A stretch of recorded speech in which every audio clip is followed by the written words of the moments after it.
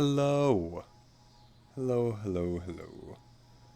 We are going to play some RuneScape. We are playing some RuneScape because that's the time.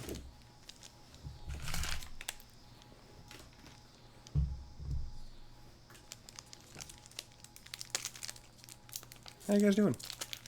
How's everybody doing out there? Dr. Diggity Dank followed me. Well, thank you, my friend. I appreciate that. Not now. He followed me yesterday. But I just saw it. I didn't see it yesterday. God, I can't wait till I have 500 skills.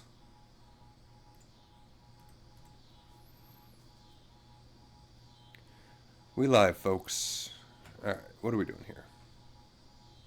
Let's check this fucking thing. Make sure that that's just chatting overlay. Okay. Oh, well, it would help.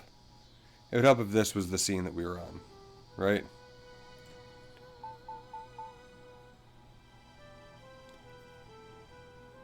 This helps a lot. Looks like we have the things we need. And just as that happened, I got a message from my wife. So let's check this out.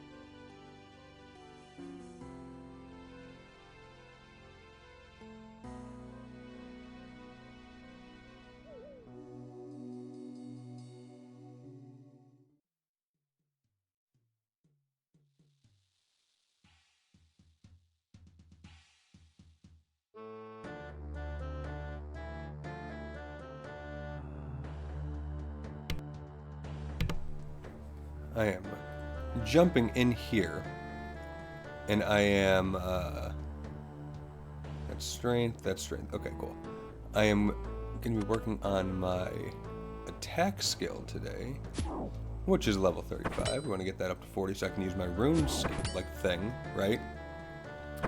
And I am still doing some co-work, so I'm, like, fixing up an email, etc. Getting some things kind of done here. So bear with me while I do this, because I am going to be doing back and forth, and we'll be kind of in on it in just a minute.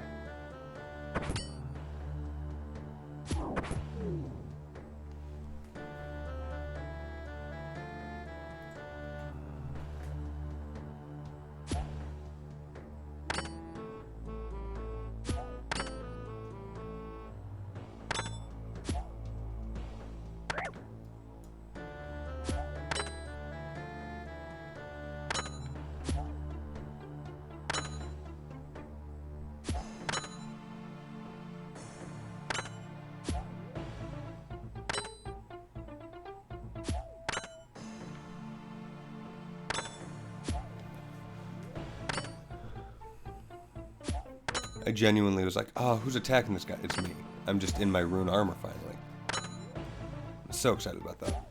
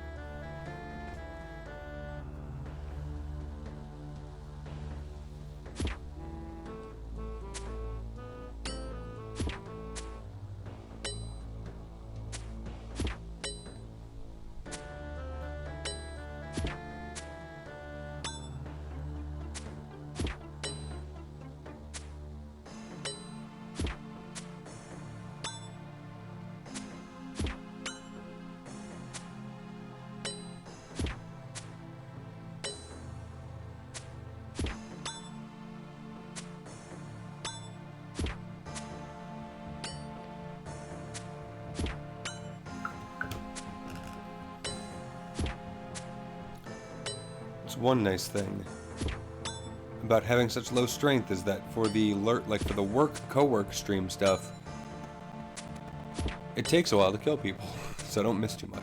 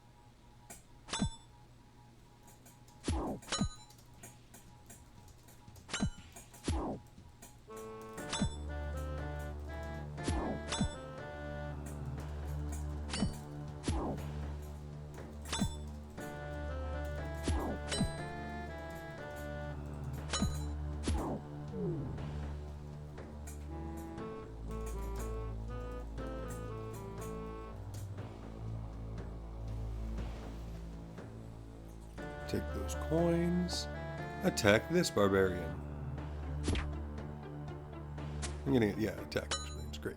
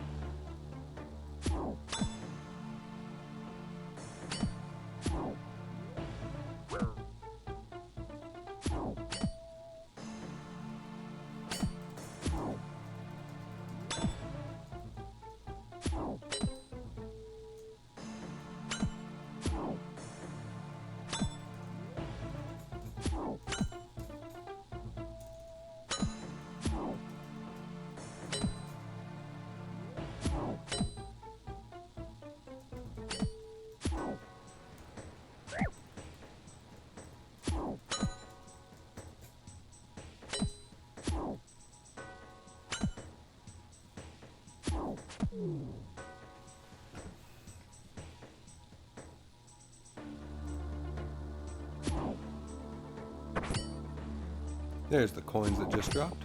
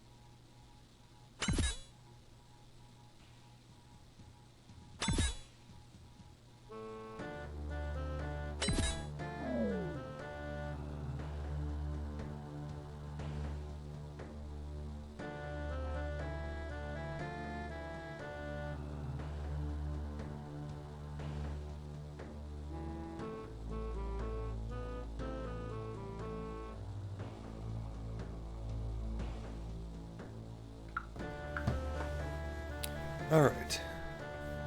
I hope that solves that.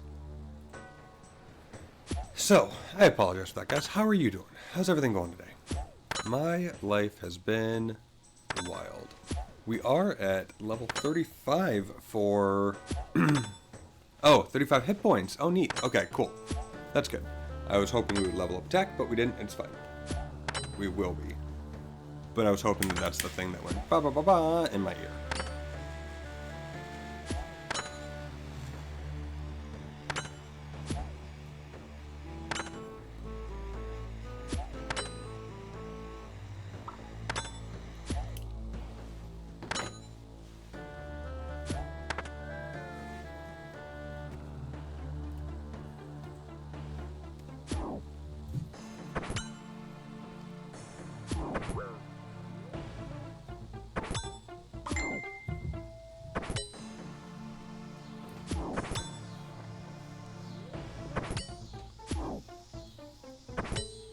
Incoming ads.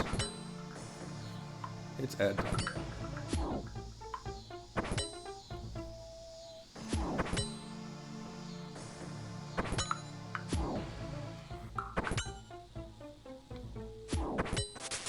Hey, there's my attack.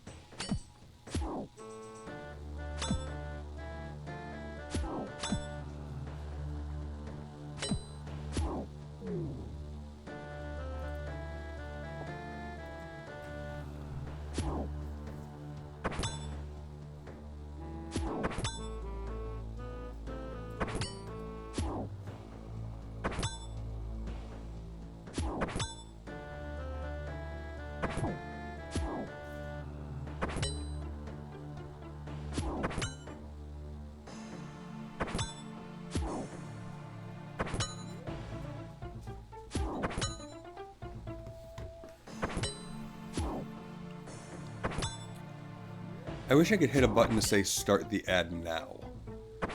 I've got a button to say dismiss and say, like, I don't want to know about this notification. I have a button that says snooze to kick it, like, kick the can down the road, right? I do not have an option to say start that ad right now, which is weird to me. I've come to lock you up. Okay, Gov, I'll come quietly.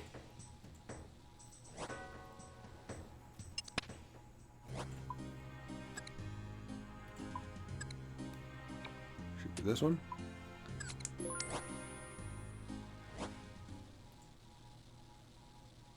20 coins? Really?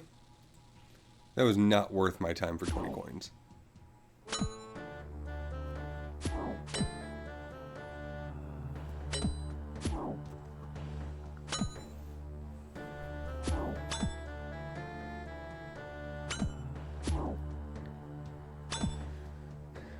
I've really got to get some shit done and taken care of. I'm looking forward to tomorrow. Honestly, tonight at 10 o'clock at night. But I don't know if anybody's going to be on. So, as we've talked about, I'm trying to stream every day in August. Hasn't quite panned out as far as actually making it to every day in August. However, the secondary thing of getting the 25 days in a 30-day period achievement could be done this evening. We might be done with that, which would be fantastic. because I've got a couple things that I've got an hour or two right now to be able to stream and play some RuneScape here. But I need to, like, what's the word? Draft up a script and go through the motions and, like, do the whole thing with, putting guides together to create a Twitch account and stuff like that. So, I need to do that. But because I'm trying to make sure that I stream every day to get that achievement, to like break myself of habits, which I've done, I've broken myself of those habits. There's like, time of day is now much less relevant to me. I know that, you know, people that are able to come people will see what I'm doing. Like, it's all good. It's all fine. So those kinds of things are no longer an issue. I am now, like, that part's kind of resolved, right? So, as of tonight, I should have that achievement completed, and then I will be able to worry less about making sure that I actually, like, hit my goal, because that goal will have been achieved. And then the next step is to actually build out the engine and start getting this going. I've got a bunch of shit that I want to get done. Hey, Chicano! Well, thank you. That's very kind of you. I appreciate that. I do my best. How was your day? How are you feeling? I assume every time I'm going to assume that you have just woken up and that I am the way that you are starting your morning.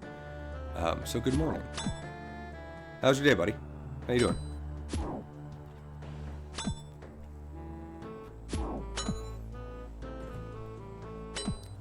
But yeah, I have to, like, now that I have an iPhone, of course, you show up and the fucking ad starts right away. I have an iPhone that I can do the Apple side on. I have my Android for that side. I've got a computer that I can record all of these things. And then I have to record the walkthroughs and, like, produce the videos, so to speak. And then I can start getting those out into people's hands to use and to start subscribing to my Twitch channel.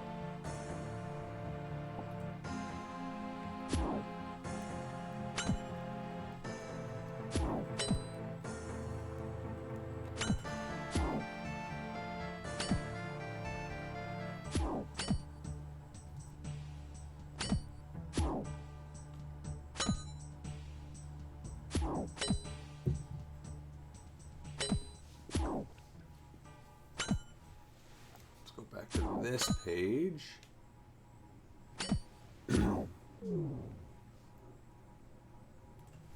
Oh, did I ever email him? Let's go attack somebody again.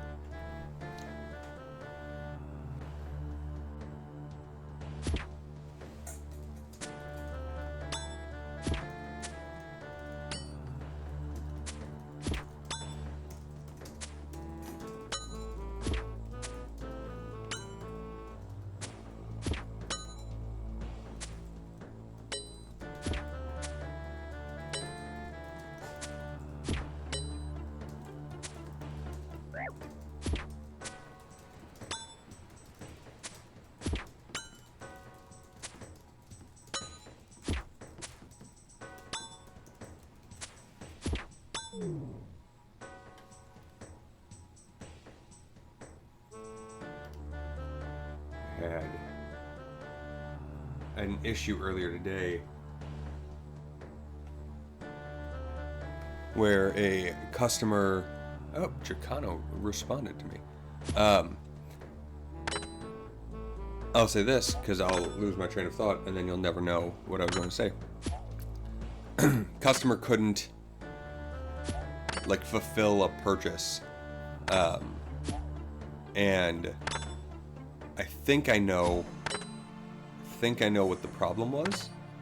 and I implemented the fix for that. Why is this like hanging down on me? It's like pulling out of my ear, and I don't know why. I implemented the fix and sent over a new thing, but I never actually emailed the customer to be like, hey, go try again. So I just did that. I'd forgotten to do that because other things popped up and cut my train of thought, which is exactly why I'm not reading Chicano's message yet, because that will cut my train of thought again, and then I'll lose all of this. But I did that now, and I'm hoping that I was right on what the fix was, because then it's an easy fix. If it wasn't that, then it would be a hard fix, and that's going to suck. Okay, that is on. I am losing prayer points. That barbarian is dead. Now, thank you, Chicano. I'm glad that you were back from ads. Thank you for sitting through them. I hate them. They're the worst. If I could just not run ads at all on my channel, I would be happy to, but then I get stupid pre-rolls. I was running around doing errands for a bit, deposited monies, got gas, got a car wash, went to get me a little drink on the way back. I finally tried those Alani things people mentioned in some stream. They're alright, not my favorite, but bubbly energy drinks mostly get the job done the same. You know what I'm saying?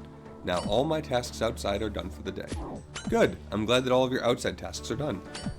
We ended up doing a lot of outside tasks yesterday, and it always makes me laugh because Ollie refers to me as a man of agriculture, which is a weird, deep cut, like, offhand joke, but it's kind of stuck around.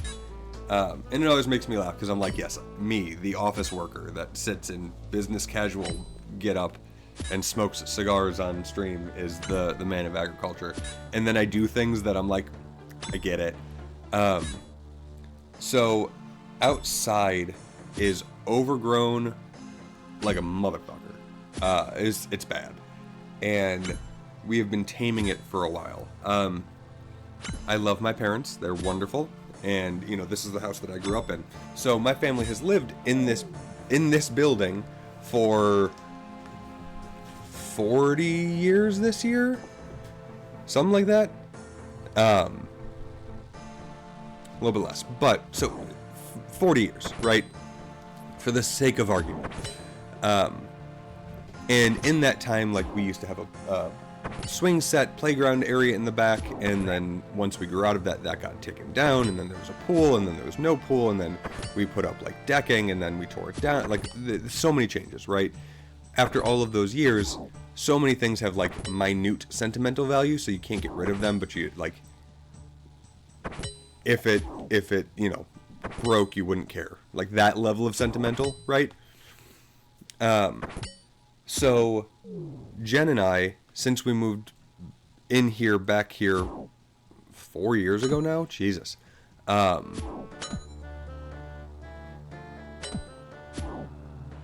Was I a man of horticulture yesterday? Like, outside of what I was doing outside? Was I planting things yesterday? I don't even know. I do like planting things. I do like plants. I've got my plants over there, and some of them do great and some of them do not. I'm not a very good man of horticulture, if I am, but so, like, we've been cleaning out, and the first step was to get rid of, like, legitimate trash, right? Like, just stuff that had piled up over the years, hoses that don't really work anymore, but, like, there was no reason to get rid of, because if you needed it, it'd be nice to have, like, those kinds of things. And then, you know, that was one big sweep, and then we did a more, like, minutia sweep, and then got rid of a lot of that stuff, and then, okay, well, now all of the flowers that, like, there were pots that were not, like, high quality pots, but, like, what you would buy from Home Depot, or what you know, that kind of thing, that after year after year after year, they started to deteriorate, and the UV damage and everything. So it's like, okay, let's just get rid of those. There's no plants in them right now because Mom and Dad would plant new flowers in them every year. So, like, we don't have the money to put decorative plants into these planters. The planters themselves are UV damage to hell. Like, okay, that was year 2. Year 3, we got rid of a massive section of deck. So, like, literally sledgehammers and sawzalls and circ saws and 3 or 4 of my buddies coming over and just tearing it out, right? And then you have to tear out the concrete and the posts and all of that shit. So that was year 3. This is year 4. So now all of that stuff is gone. 3 dumpsters later, and like the backyard is predominantly clear. Now we've got a deck and like a other deck, like right there, right? That Dad and I put in 20 years ago, at least. So there's something to be said about like we need to replace deck boards. Can't do that right now. But what we did do is like Dad and I built a pond in the back, like a waterfall-y pond thing, out of a mound of dirt. Fair. Yeah, no, absolutely. So, like, yesterday, we cleared off this part of the deck that had, like, tables and stuff on it, whatever, because my wife wanted to get back to that pond area, which was just basically wilderness at this point, because we have not touched it for 4 years. And she was like, I really want to cut this down. There's a weed tree back there, like a tree that we did not intend to plant, and I don't know what it is because there were like 3 different kinds of leaves on this damn thing. And the trunk was about that big around. To tell you, like, it's been growing for 4 years now. It's massive. So the clippers ain't gonna cut it. So like, all right, let me go and look in the garage to see if we have a saw that'll work. And I found a saw that I think is more of a finishing saw, but I'm not doing any finishing woodwork, and I do need to cut down trees, so I guess we're gonna go. Turns out this tree was about 25 feet tall. And I didn't cut it like straight at the bottom like one go, like I was basically being a tree cutter man, and I was like climbing up and like cutting things down. And I cut some of the branches that were dead and dying off of our cherry tree, and I lit a fire in the back to burn some of the like the weeds and stuff.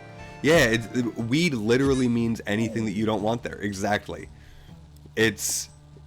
And it feels like, and that's where the colloquialism of marijuana being called weed comes from, because it grows so easily if you plant it out in the world. It literally grew like weeds, so that's what I understand the colloquialism to have come from, which is wild. But yeah, so like I sawed down 1.5 trees yesterday, and like cleaned up the yard and built a fire and did all of these things, and it always makes me laugh. I'm like, I guess I kind of am a man of agriculture. But now my hands are like all torn up. I've got small cuts like these fucking everywhere, and now I guarantee it's gonna be like I'm out of focus for the rest of the goddamn stream. But yeah, and there was so much shit like in the way, like tree branches and things, because I cut down a whole tree. They're now currently spread out all over the yard to try to dry out so that I can take the leaves off, so I can chop them up so that I can like make actual firewood.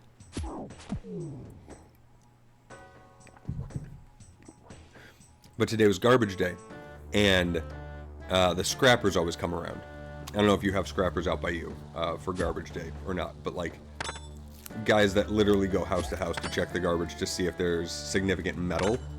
And I had, from taking apart the deck, I had a literal bucket of screws that I had taken out of the deck, and I didn't want to just like toss on the ground because I have a child, and like the whole point is that we have a functioning yard. So I collected all the screws in a bucket, and I put it out there, and I was like, I really hope somebody comes by to grab this, because this is enough metal that a scrapper is going to get a couple bucks out of it, and I would hate to go like have it go to waste at like the recycling plant or get mixed in with garbage, whatever. And I went out there this morning, and sure as shit, somebody came by and took the bucket of screws. I was very, very happy. But yeah, like slowly but surely we're making there was so much shit in front of the grill. We have a grill out there that it's like rusted out, and we don't really utilize. If we do grill, we grill on charcoal, not propane. It's a whole thing.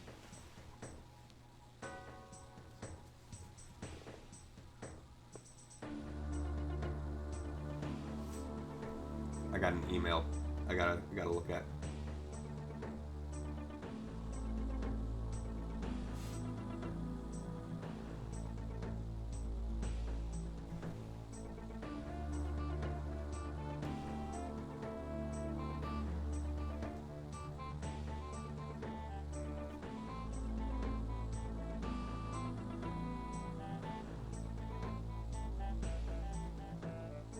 Great. I don't need to respond to that right now, which is fantastic. Hey sis, are you home already? Or are you on mobile?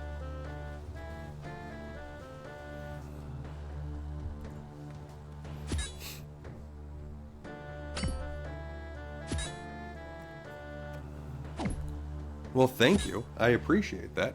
How was your day at work? How's everything been going so far? Do you have an extracurricular activity to deal with today? But yeah, so we, with my lovely sister, anytime we do grill, it's on charcoal. And it's typically out front because, I'm gonna be honest, like, the deck is in such a state that if you don't know how to walk on it and you don't know where the weak spots are, it is not great.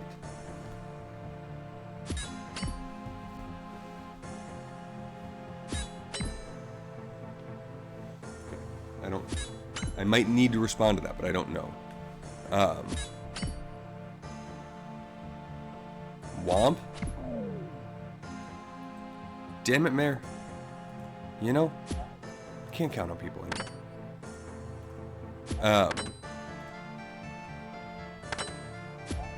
But yeah, so we don't use a propane grill.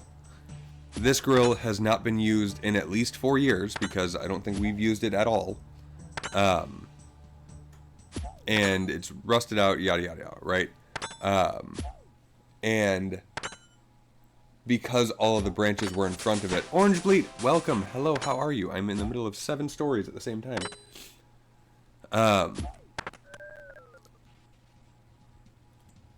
I was unable to get the grill out for the scrappers last night, is the moral of that story. So it's still sitting there. But I will be moving the grill out there at some point for scrappers to come take. I've got a couple other things, so I might actually, like, I think I've got a scrapper that lives in my neighborhood. So I might just go over and knock on his door and be like, yo, do you want to come to my place and grab some things? No. Do you have a way to move the grill?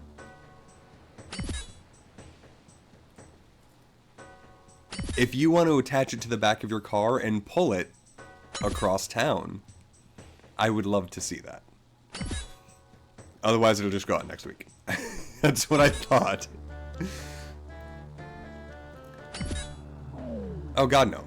No. It is far too tall and or wide that without, like, tearing it apart, and that doesn't make any sense. Like, it doesn't... Yeah. Like, and I also, there's, like... I don't really want to put any grill that has been used into our only vehicle. Because, like, it's just gross. But yeah, like, there's things like we have a microwave. We have a microwave that, like, shit itself, but most of the components still work, and it's probably still worth like $200. But I just don't have, right? Exactly. Because, like, aftermarket microwave parts are actually a pretty decent business. Because, like, once a microwave goes out of production, you can't get those specific pieces and parts anymore. But I've had this thing for almost 3 years now in its broken state, and I just haven't had the time or wherewithal or confidence because I'm dealing with, like, removing the transformer and shit for it. Like, Jen was like, you know, we can get rid of that too. It's like, you know what? Yes, fine. We can get rid of all of the things because while there is theoretical value within them still, it's all theoretical, right? It's all theoretical if I'm not able to actually gonna do any of it. You know what I mean? Like, if I don't have the time or patience or confidence or whatever to do it, then it's just theoretical value sitting there and taking up a large microwave's worth of space, and it doesn't make any sense. So I might reach out to a scrapper dude in town and be like, hey, I've got all this metal stuff. Go back to work. I love you. You're great. Have fun and be safe at work.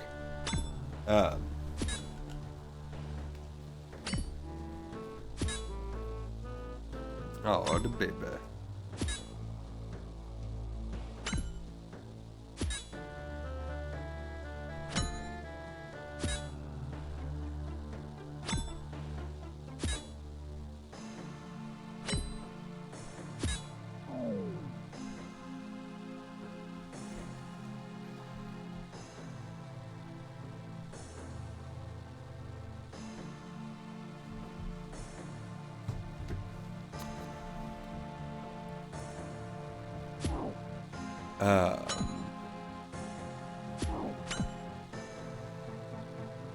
Things are going everywhere, so I'm going everywhere.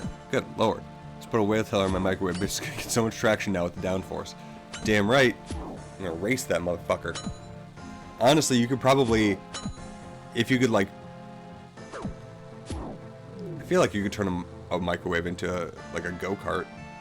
I think that's reasonable.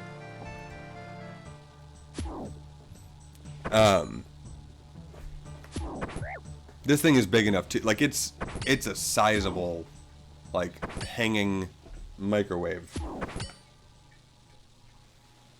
But yeah, like, even the tray inside, the spinning tray, because they're, you know, slightly different, I guess, for every microwave, that's valuable. But it's like, to deal with, you know, putting it on eBay. Got an LG. What about you?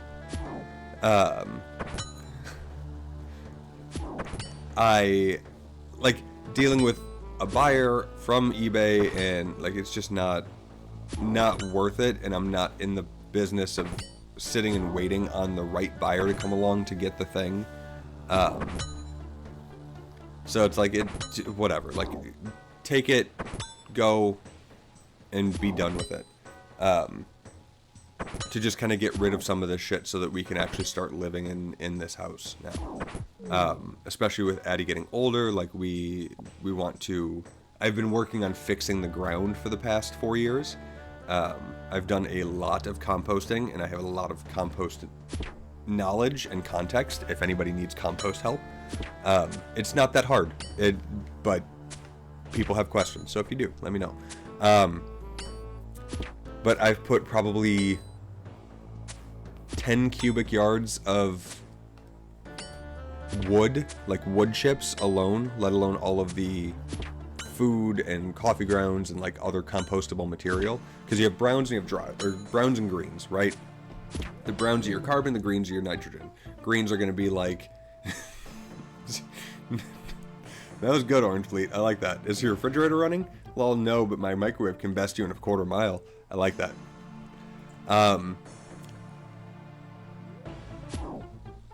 The browns are the carbon, the greens are the nitrogen. So greens are going to be like your grass clippings or your food waste or coffee grounds or whatever.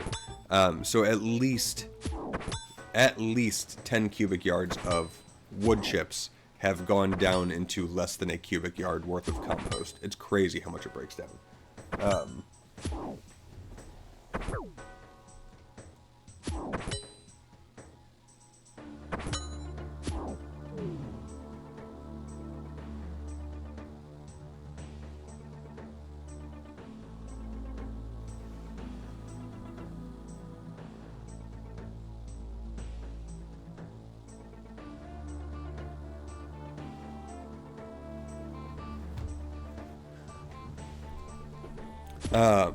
Pure radiation, baby. I put a stick of uranium in there and it just goes. Because when we got here, Mom and Dad had treated the lawn with treatment year after year, right? Like nitrogen, fertilizer, whatever, just dumping chemicals into the lawn. And, you know, I'm no shame on that. That's, you know, what what was the standard and what still is the standard for most people is just like fertilize the lawn and have green lawns. The problem is that makes a very shallow root system because the roots don't have to go anywhere because you're just giving it the nutrients that it wants, rather than it having to like grow roots down into the ground and, you know, find them in the ground. And also those chemicals, those fertilizer chemicals, kill anything else in the soil that makes that healthy, like all the microorganisms, the bugs, yada yada yada. So there's no biosphere in the ground here anymore, and Illinois is just filled with clay. So it compacts down, and it's just rough. After a month of us living here, Maya had destroyed the yard. Not because she's crazy, but because there was no root system. So I have gone in and, like, with this compost, I've been having the compost do its composting around the yard, like, and I would move the compost pile from here all the way over to there, this, that, and the other. They have to put motors and random shit and turn them into go-karts and scooters. Do it. If you do, please send pictures. She's pretty good about going everywhere. She actually is not how you typically get like a dog that'll go in the same spot over and over again and then burn out a section. She's been really great about not doing that, which is fantastic. And so I've been moving the compost pile around, and as it rains, you know, those nutrients will go into the soil, and that'll feed bugs and worms and things like so. Like, there's actual life in the backyard. We don't have a swamp back there anymore. It's not turning soupy or muddy or anything like that. But there's still a lot to be desired. Like, we have the area that used to be a deck that before that was a pool. So that's all super compacted. And, I mean, listen, if you drive out here, I'll give you mine. Or if you pay for shipping, I guess. If you want to pay like $300 for shipping. Oh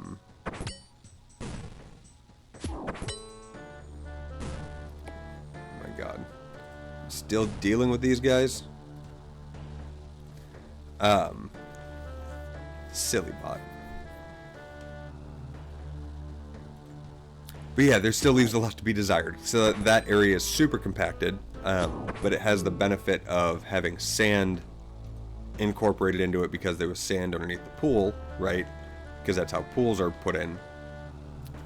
So we're trying to get wood chips to cover the backyard to add more organic matter into it and have it kind of work its way down. I bought a like 5-pound, 10-pound bag of seeds of daikon radish seeds that I'm just gonna like flower girl all around the yard as we like before we cover it with the wood chips and mulch. And daikon radishes will break through anything in the ground, so it'll break up that clay, they'll grow down, and what we'll do is then top them. We're so bad about that. Like, we're so bad about taking, like, all that area that we cleared out, all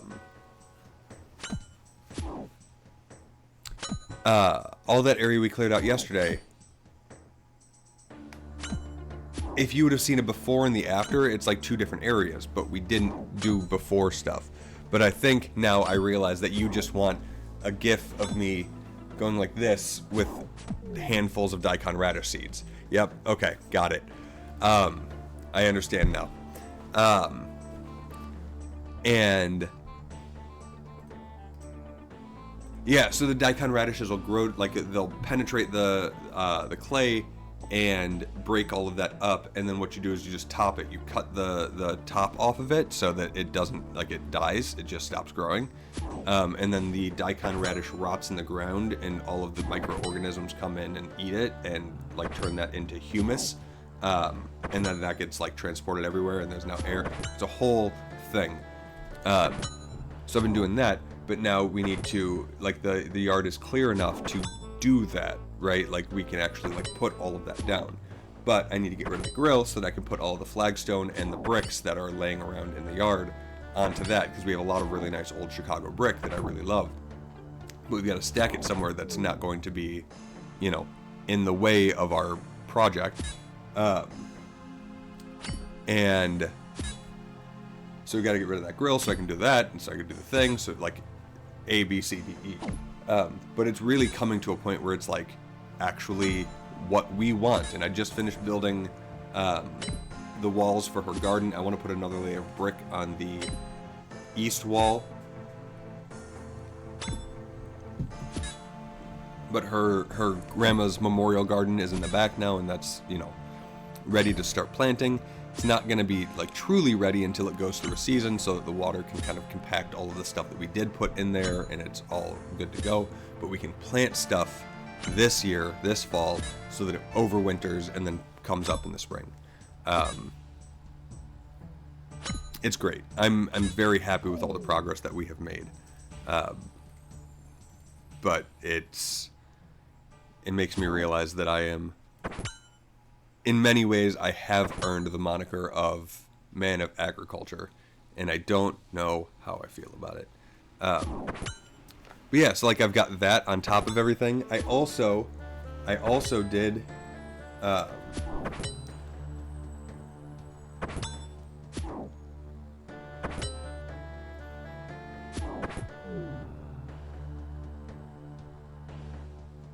I also did get a text message that I responded to.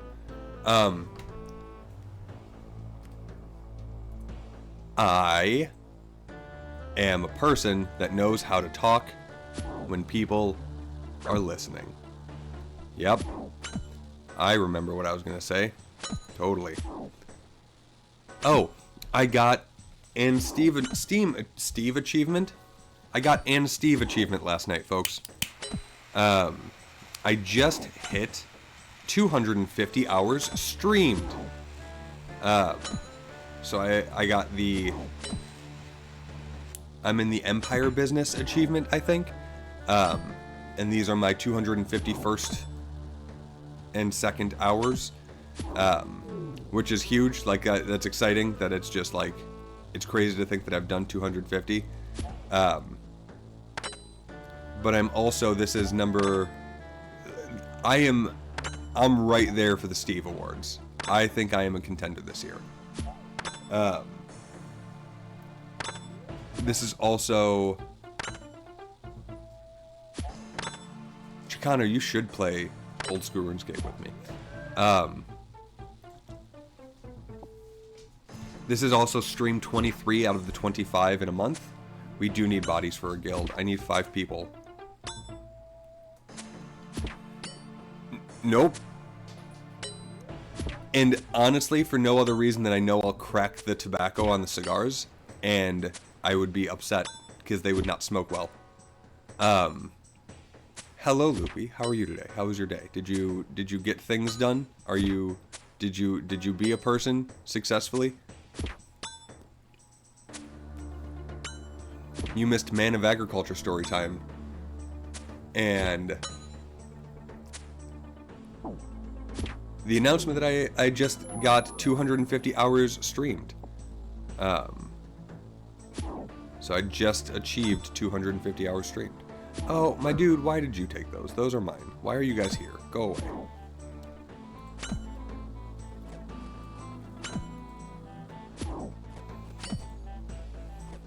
So the other thing I was saying is that had a great meeting with the new client, cracked the code for the script I'm writing. Nice. Scheduled 2 meetings for tomorrow and just overall procrastinating a lot. Nice. Phone, tablet, PC, smart toaster, anything can run it is correct. Very, very much so. You can play on your phone, and it plays well on the phone too. So that's the bonus, is that it's not like, oh, it can go. I'm glad that you're using me as a procrastination tool. I'm happy. Yeah, it plays well on mobile, which is great. But, so, this is stream 24 out of the 25. I was actually going to stream later, because if I stream over 7 p.m., that counts as 2 days, and that would have been it. But my aunt is having a fundraising ice cream social from 6 to 8 p.m., which would have been the exact window that I was streaming later.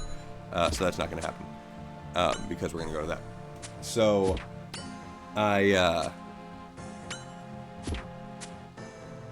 if I get streaming tonight, this evening, if I come back and I stream this evening, that will be the 25 days, hopefully. I'm hoping that it doesn't, like, roll off so that I missed one, you know? And then I have to, like, keep chasing the number. That would suck. But that would then free up so that I can be like, you know what? I want to stream, I want to play RuneScape right now, but let me be a responsible adult and go and do adult things instead. Because once that's done, then it's done and I never have to worry about that again. And I can just stream whenever I want to. So, like, with the way that days work, because it shifts over at 7 p.m. Central, which is 12 GMT, that makes it weird of, like, if I stream morning one day and then evening tomorrow, well, calendar days I've done every day, but now I've skipped an entire day because I didn't stream from 7 to 7. You know what I mean? And that's irritating. Yeah, you can ask any question you want. I can't always give an answer, but you can ask any question you want. Ooh, you drop law runes? Those are nice. Those are used for teleportation spells, which I don't think I can do as a free player. But they're pricey. They go for what? 113 each. Look at that shit.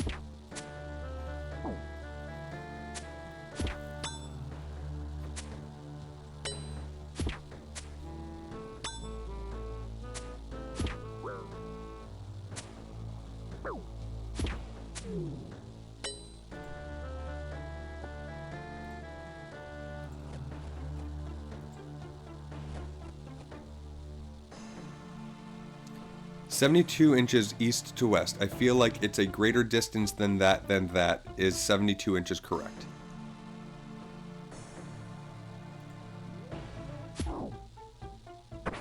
What do you mean? Like, that's the depth of the set, so to speak. But the repetition of then that makes me wonder if there was something lost in translation or if that was purely a typo. I don't know.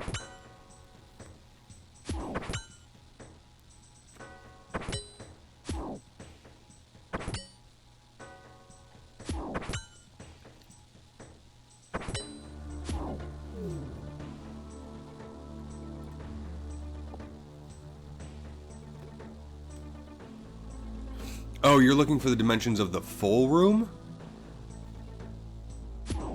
Then yes. The full east to west of the room is much more than 6 feet.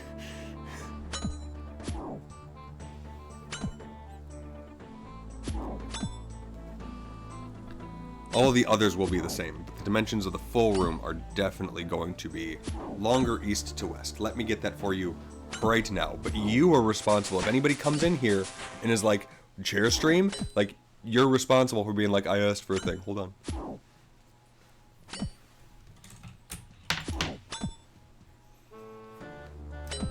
I'm gonna kill this guy and then I'll, because he should die soon. Is Gunthor here? I don't think. Oh, Gunthor the Brave is right there. Fantastic. If you have a horse, hold it.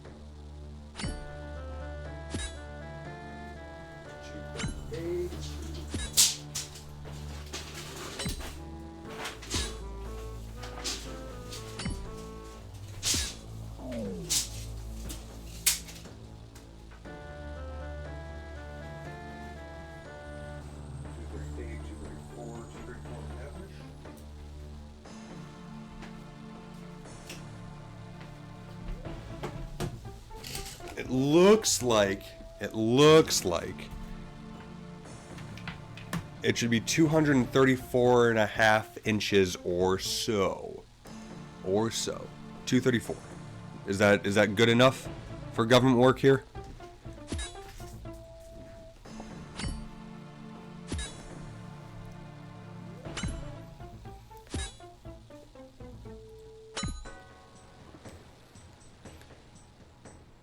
All of the other dimensions are the same. Because that's wall to wall, floor to ceiling, etc. Yeah, the only one that would have been different is east to west.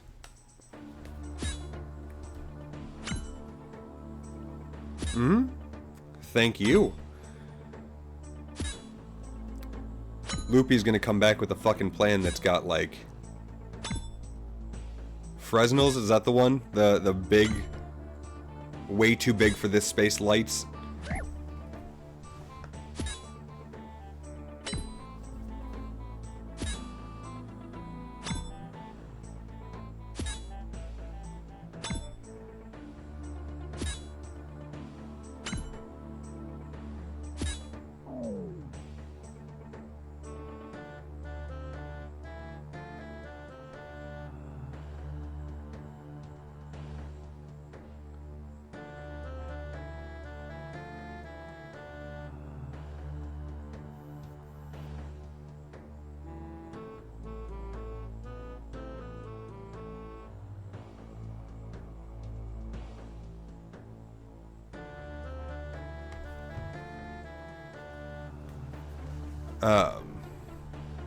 Fresnel? I literally only ever heard Fresnel, and that's from like Wayne and such too, I swear. Wild. No, I am not installing an indoor pool orange bleed. This is for the Accidental Friends tasting set. Our panel discussion set where we have multiple people and taste beverages. Because like I'm saying whiskey, but like hell, we can do coffee tastings. You want to taste it? Like I do palate things.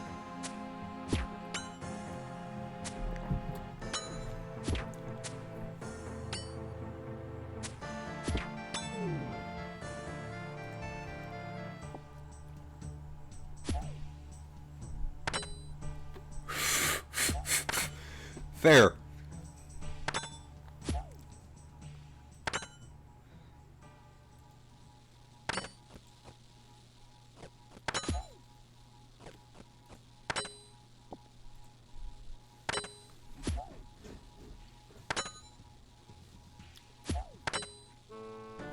But yeah, just with the fact that Loop wants the full east to west dimensions, that has made me go, oh good lord, what did I get myself into?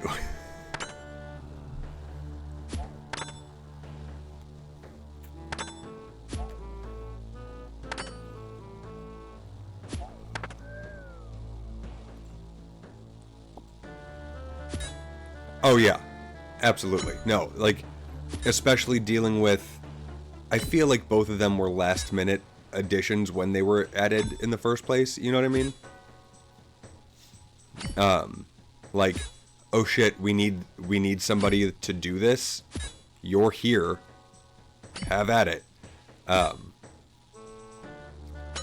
So like 1,000%. That makes sense. That makes perfect sense.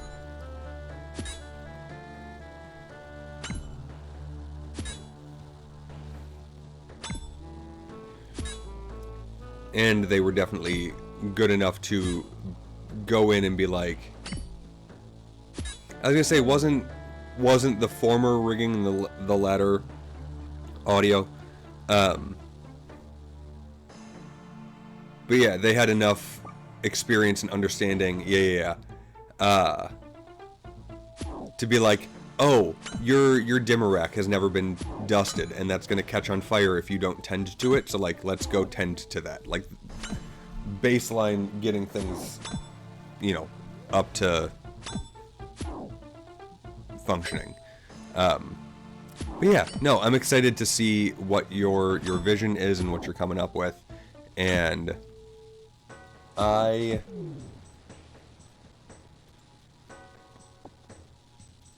need to figure out what and how I want to have my battle station here set up. Because I think I need to have another monitor. I think I need 3 monitors for streaming purposes. Maybe not, but it might be nice. But I also need to have it like be available for work.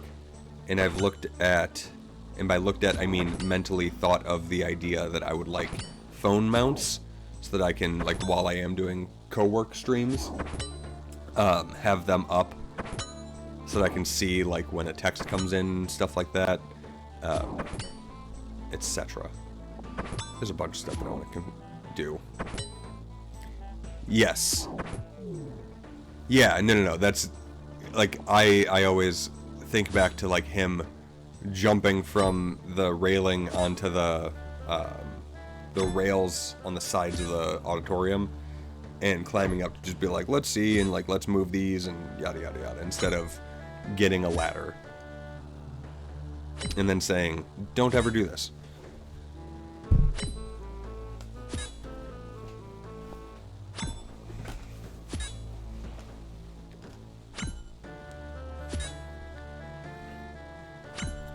But yeah, so once I'm done with this 25-day achievement thing, it'll make me a lot less precious about when I stream in the day to ensure that it counts for the mission, right? The vacuum of knowledge led us to create hierarchy. Oh yeah.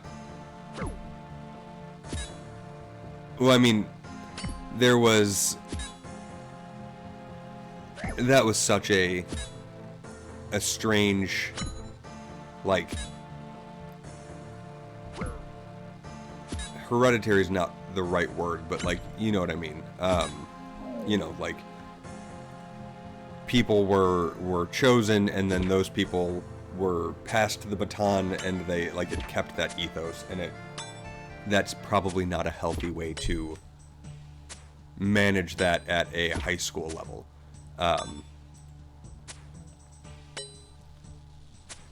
Yeah.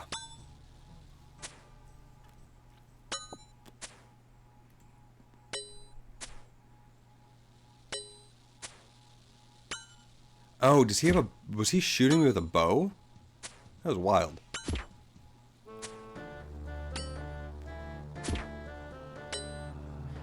But yeah, so I've got to, once I get that 25-day thing done, that achievement's not going to be nagging at my brain anymore. And then I won't care if I miss that 24-hour window, right? Because I care more about my calendar day, right? Like, and actually being here and being present. So if I do a morning stream or an evening stream, it doesn't really matter to me one way or the other. It's just a matter of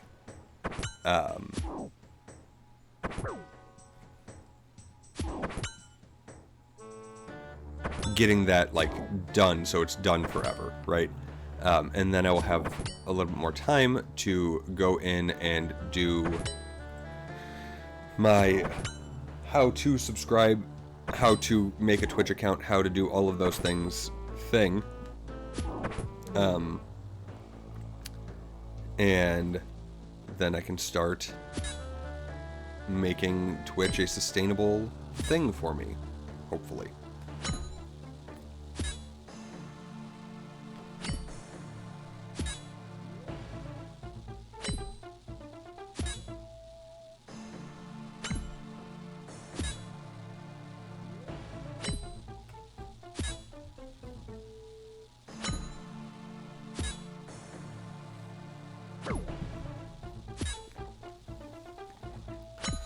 Because I would really love to be able to afford to purchase a home, and, like, afford life, but also, like, invest in things for stream, better camera, better setup. We should be getting fiber internet relatively soon, which will be exciting because Comcast sucks. Even, like, plugged in, Comcast has been rough and not delivering as much as they should have. Should be.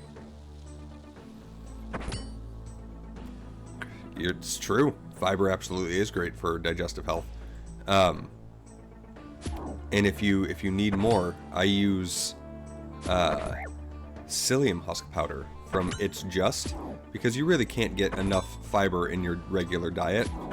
I also am getting back on keto because I just feel better when I am. I sleep better. I need less sleep. I'm more aware and acute. Like, it works for me. I don't recommend it for everybody, but it works for me. And when I do that, I have a decent amount of protein shakes, and it's keto in low carb, not in like, you can only eat, whole grain vegetables and organic, yada yada. Like, that's, for me, it's just like excess carbs are not good for my body.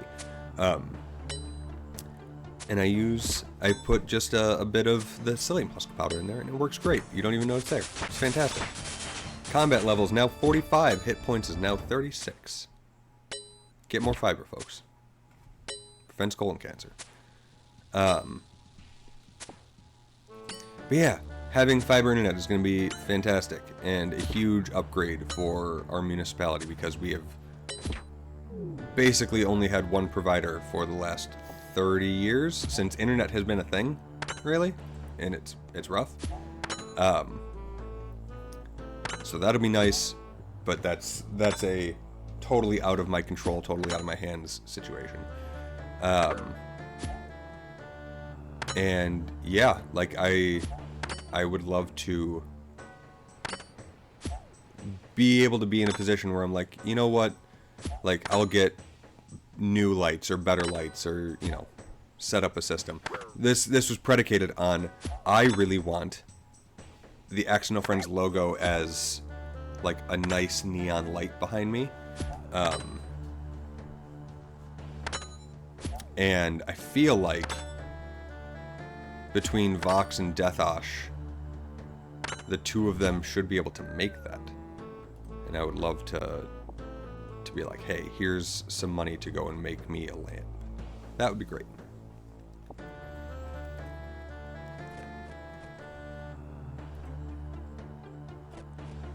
But there's also the whole, like, I want to be tasting whiskey on stream, so I would need to be able to afford whiskey. There's that. A whole bunch of different things that I want to accomplish and do. Not to mention supporting nonprofits and getting the, being able to make a difference and change in the world. Plexi with vinyl, semi-transparent to give color? Sure.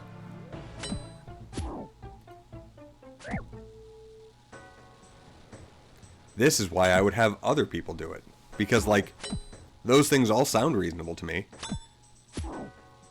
I don't know if that would be the right way to do it, the best way to do it, a good way to do it, or a terrible way to do it. You know what I mean? I have no actual context for any of that.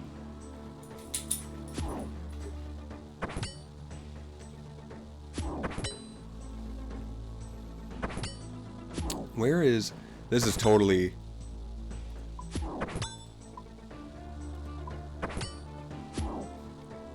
I'm always... Like, there's nothing wrong with Etsy or utilizing Etsy. That's...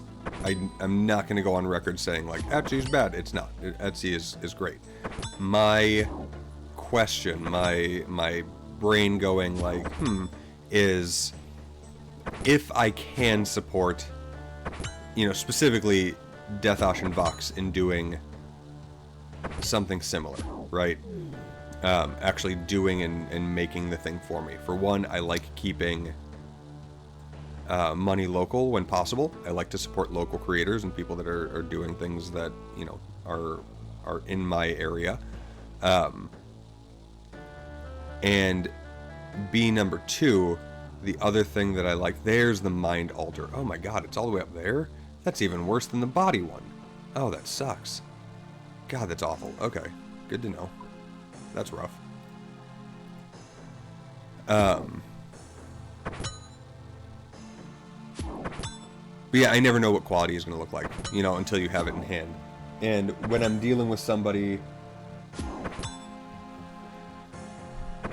that's a small business owner, operator person, even if the product sucks, and I think this is, you know, the millennial in me of like giving 5 stars even if it's bad service because you don't want to screw with somebody's income.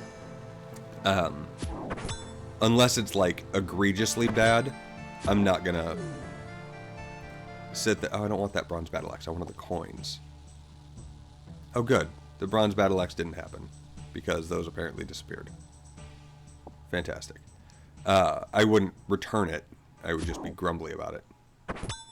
So.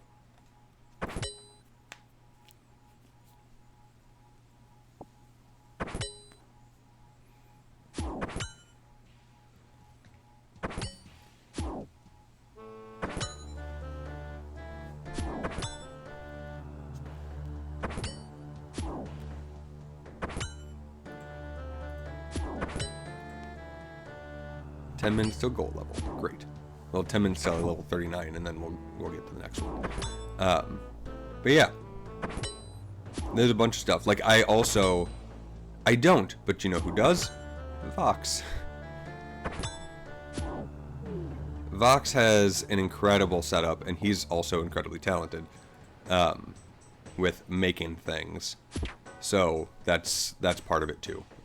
He's just very, very talented and very, very good at what he does. So that's another reason that I want him to do it. Also, when I'm working with an artist, I like to give a lot of creative liberty and space. Which when I oh, okay. When I talked to Loopy about like, hey, this is the idea that I had for this, he started asking some questions, and I was like, I defer to you. Like, whatever your vision is, like, we'll start there, and if there's problems that I have, we'll cover it. But I am not an expert in this space, which is why I am interested in getting somebody else to help me. So if I'm not an expert here, I'm going to let the expert do what the expert do. I did it with Knightscroft a bunch. That's how I've done most things with Knightscroft, of like, here's general conceptual idea of what I'm looking at, and I trust you to make it look decent and good.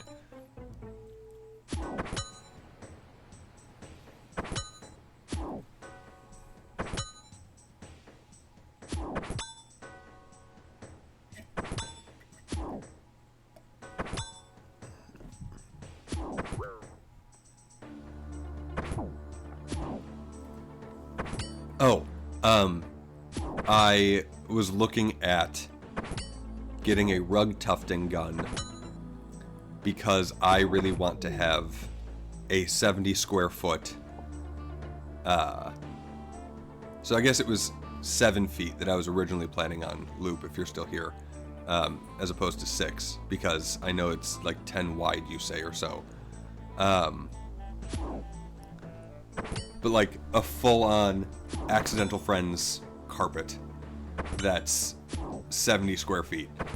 That's not reasonable to ship. So it's like, well, I guess I'm gonna have to learn how to tuft a rug then. And like the thing, wouldn't it be like, it would be dope. I would love it. But like, in no world can I afford. Yeah, no, like for like on the, like, I can't find a way to say it without it coming off in a way that could be misconstrued. So, rug tufting gun. I mean, yeah, like, and there's a couple places that are like, what's it called? Like the places where you can like drink wine and have a painting night with your friends, kind of thing. But for rug tufting in our area, there are actually a few of them. And somebody has to make those canvases and stretch them and everything. So it's something I could probably learn. But yeah, I definitely don't currently know how to do that. There's so many things. And then it's like, where do I set this up where I have the space? It would have to be, yeah, there you go. There's like an alliterative, like, Pinot and paint, or like stuff like that. And the only place that I could do that would be like in the garage, where it could actually stay up and like be set. But we have my child's birthday coming up, so it can't happen until after her birthday party. So if I'm going to do that, it's not going to be for a little while. Peen, no, and paint. Yep. There's no nudity in the painting studio. Thank you very much. How it's always been since time immemorial. No nudity where there's painting.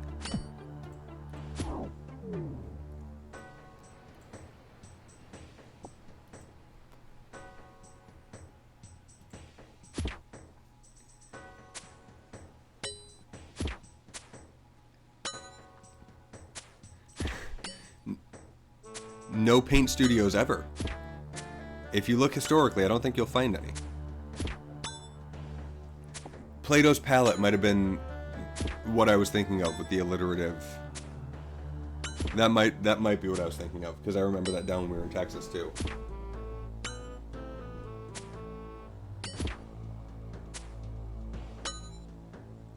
Oh, that's awesome.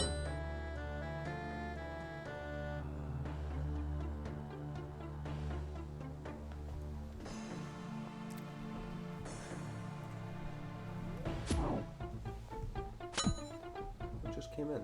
Oh, somebody is live. I was like, there was no new notification thing. Play-Doh Palais. There you go. Somebody that just eats pallets.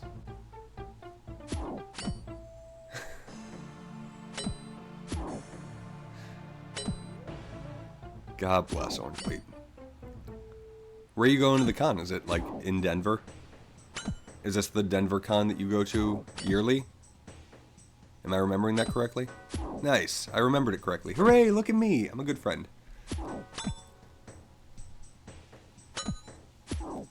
Sometimes.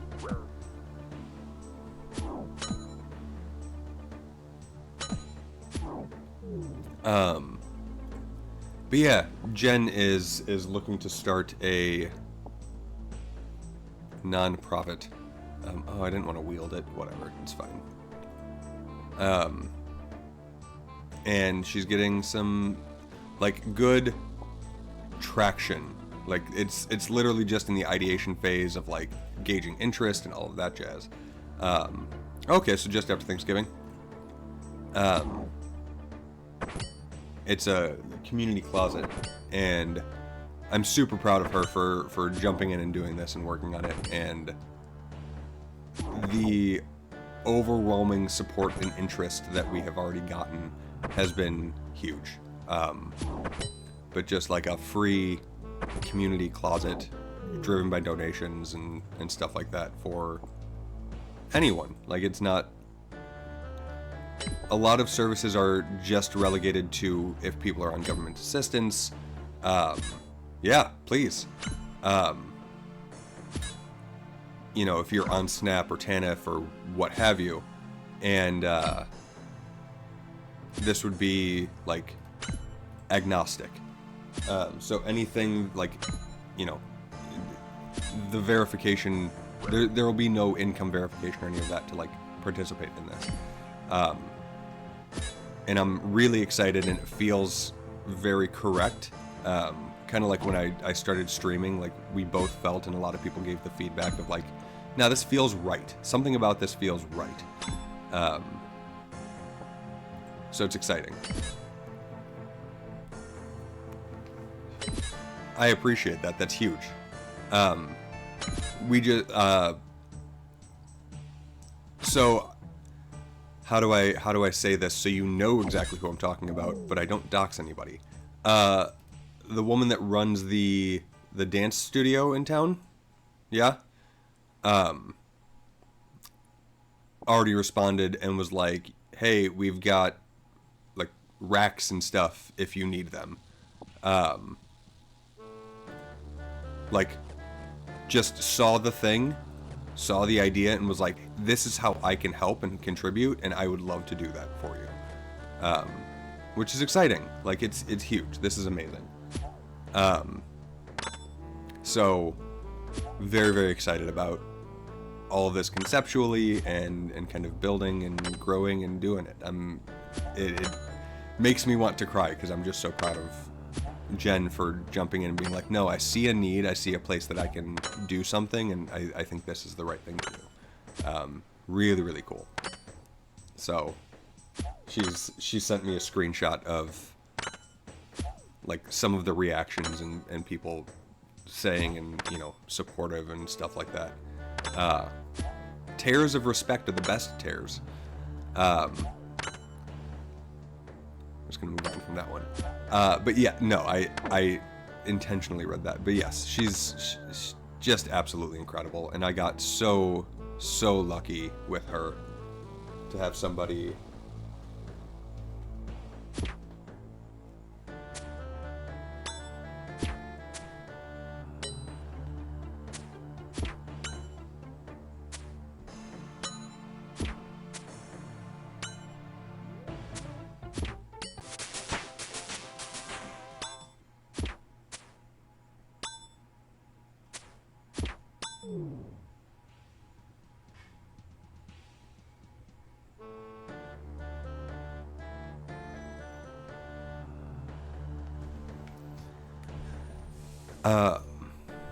But yeah, no, it's awesome, and you know, like back the last time that I was employed before unemployment, you know, we were really struggling, and it was, we're barely getting check to check, and that shouldn't have been the case. Do you know what I mean? Like, I was fully employed. I was gainfully employed, and it just wasn't enough. And it really kind of enlightened us to how much of a struggle it is out there, and how, like, there's so many people that don't want to talk about it.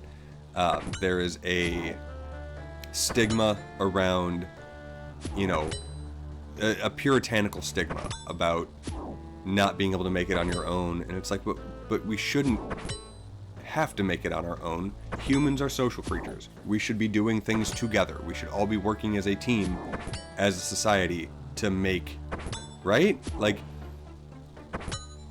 we wouldn't be where we are if it weren't for working together. As a species, like, so it's ridiculous to sit there and feel like, oh, I can't tell people that I'm unemployed, or I can't tell people that I'm struggling or need help or whatever. It's ridiculous.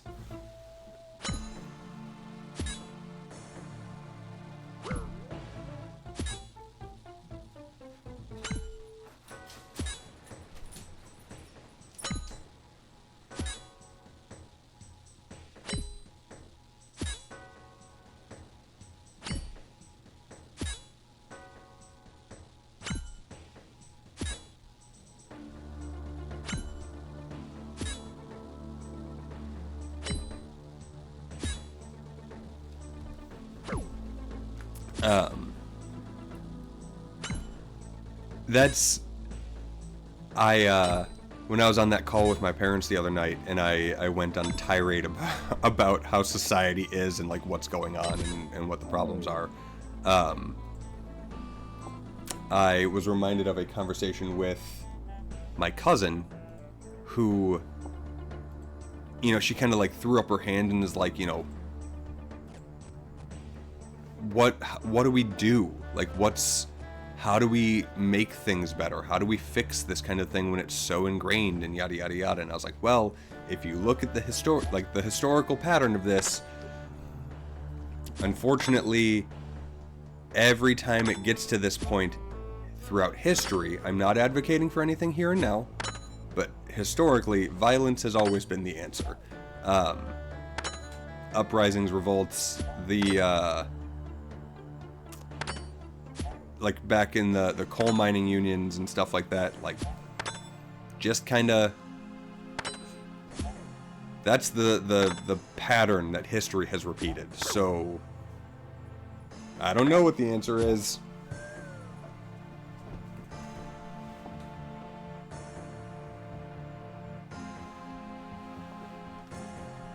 I have a voice message. Hold on. Discuss amongst yourselves.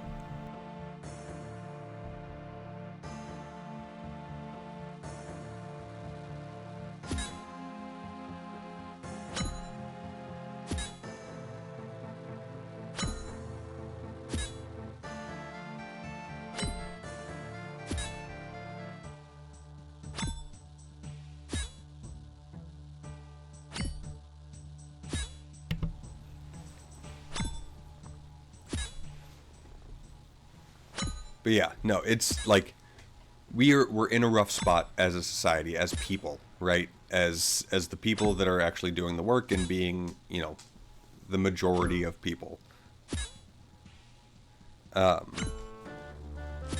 And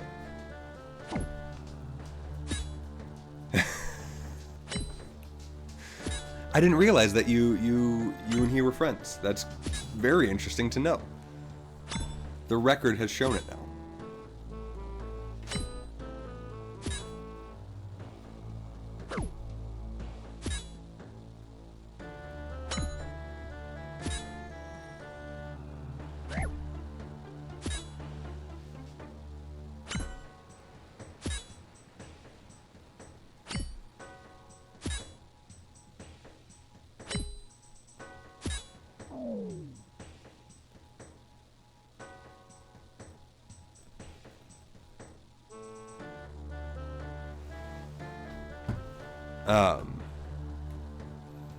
But yeah, like we need to band together. We need to do these things together. It's like in everything, you know, help your neighbor, help the people around you, just help any way you can. And that's different for everyone.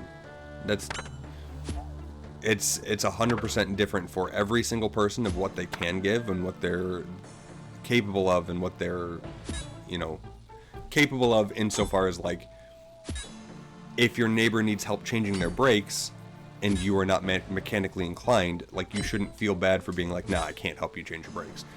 Great. Like, that's fine, but help within your means of whatever your skill set is, wherever you are, anything. And that's something that we have lost over the past 20, 30 years, because now we're just so exhausted that helping somebody around you is hard. You have to get over that mental hurdle, right? Like, you have to get over the idea of, you know, being so exhausted that you can't go out and do something or help or volunteer or whatever. And sometimes it's a legitimate hurdle that you really can't. Like, you're working 2 jobs, and that's 6 a.m. to 8 p.m., and you only have time to kind of recover and rest afterwards. And that's totally reasonable. The problem is that we've been put in this position on a societal level of being overworked, underpaid, and unable to, you know, have a community backing. It's fucking rough. That aren't exactly... Yeah, absolutely. And that was... I mean, that too. Like, it's the consolidation of wealth that is a problem. Consolidation of wealth is a huge issue because it affords people the ability to fuck with things that they should have no say in. You know, go back to my conversation yesterday about rent seeking and how so many people that are not contributing anything to the system are just benefiting from other people's work. It's asinine.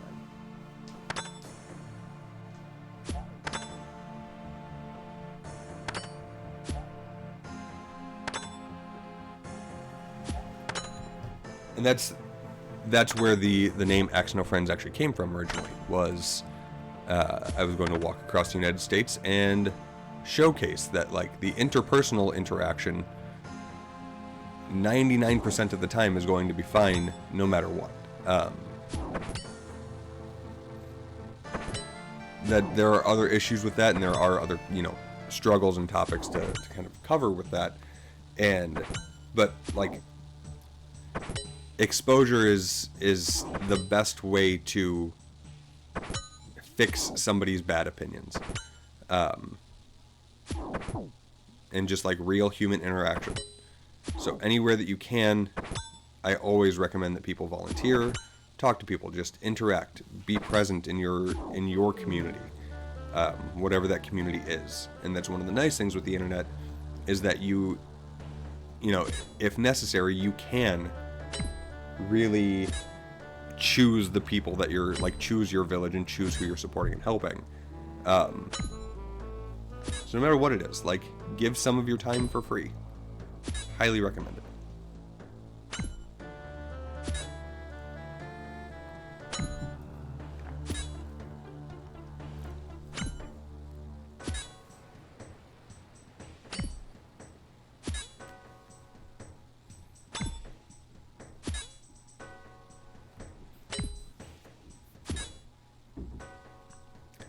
I've said it before and I'll say it again. We are living at a point in history where everything is the cheapest it has ever been to produce. And everything that's a necessity, right? Like food, clothing, etc. And any increase in costs are more about corporate greed than anything else.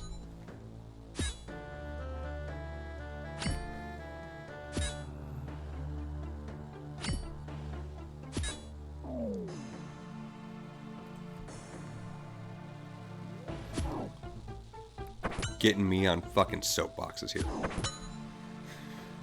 I kind of put myself on this soapbox, but still.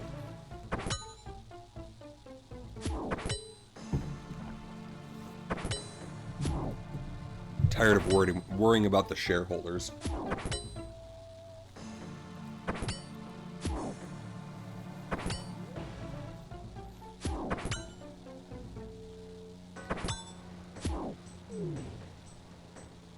I have a feeling that things will be changing soon. Soon on a, like, societal level, not like tomorrow. But like, it's just a matter of time. Because we're approaching a space where,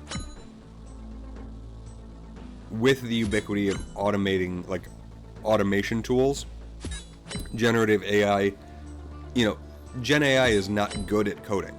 It's not. It makes things with problems. However, it does do the job. So it's doing bad work that would normally be done by lower level people. And then as the higher level people are retiring, there's not going to be lower level people to take over. And we're going to see that in every industry. Automated vehicles, automatic driving vehicles, self-driving vehicles, whatever you want to call them, are on the horizon. It's not an if, it's a when, in my opinion. And when that happens, you lose a gigantic pool of the workforce. Truck drivers, taxi drivers, bus drivers, street sweepers, mail. Like, all USPS mail carriers will just be obsolete at that point. We've already got warehouse automation technology. And as that gets cheaper, and as Amazon consolidates more and more industries, warehouse work will be gone. Taco Bell had a patent for a machine in the late 80s, I believe it was, that, yeah, I mean, the flip side of that coin is that, A, it could lead to less cars on the road. B, it could also, if we decided to invest in infrastructure, which is, again, a whole different conversation, we could absolutely, as a society, decide that there were separate roadways for a lot of the self-driving vehicles. But what was I gonna say? I had a thought. Warehouse jobs are going away. Taco Bell had a machine back in the late 80s patented that would automate a lot of their food preparation. Taco Bell is one of the most complicated of the fast food entities, right? Like, oh, good. That's great. It's fucking stupid. Also, like, it's not self-driving, and, like, right now it's not there. And people shouldn't be using it for that. But that's neither here nor there. With fast food, like, McDonald's could automate all of their stuff, and we're just a hop, skip, and a jump away from there. Have you been into a modern McDonald's? There's not even a drink dispenser out in the front. So if you want a refill, you have to go to the worker and ask for a refill. It's maddening. And so, like, what happens when all of the fast food jobs are gone? And all of the warehouse jobs are gone. And all of the driving jobs are gone. And, like, stocking in stores, if they close the store for 4 hours overnight, which now everybody is after COVID, robotics technology is only getting better and cheaper. So it's not out of the realm of possibility to just have NFC, like, chips, and NFC, I don't think chip, it would not necessarily be the word, but, like, maybe it is an NFC chip, for the sake of argument, on every product that a robot could scan and then put back where it belongs, or put where it belongs in the first place. Yeah, self-checkout's already a thing. Amazon already has an Amazon, like, I don't think Whole Food stores have done it yet. Maybe they have. But there are Amazon Fresh Markets that are, I mean, soulless. If you've ever been in one, it's awful. And it feels just gross being inside of one. But it scans and knows what you put into your cart. So by the time you get to the checkout, you can just, like, boop, and pay, because it knows what you've put in your cart and who you are and where you've gone throughout the whole trip and everything like that. So you don't have to scan anything when you get to the register. You just pay, and then you're done. Like, that's true.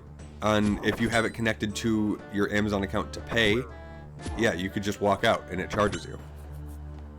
So it's like, okay, there's all of the Walmart, Target, you know, your local chain retail work done. Like, what are we going to do as a society when there's no work to be done, let alone meaningful work, but just work? Just regular fucking work to be done by humans. What do we do at that point? Because that's where we're headed. And it's not like, you know, the answer that I typically get from the boomer generation is that you're looking at, you know, well, you just retrain people and a trucker to engineer program, that kind of thing. There you go. Like, there are several, like, there's so many different solutions to these problems, right? And it's like, it's not a matter of if, it's a matter of when. And it's great. Like, so what do we do then? And if there's no reason, like, if there's no job, and when you do get a job, it doesn't actually pay for your needs, and when it does pay for your needs, it doesn't pay for your wants, like, you know, owning a home, it just pays for you to be a renter. Like, what are we gonna do as people? Well, there's then no reason to participate in the greater society. Just doesn't exist.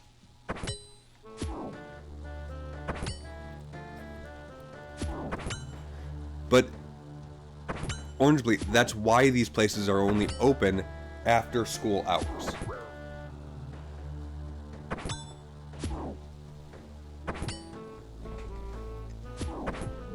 Haven't you noticed that? None of these places open until after school hours, and that's why.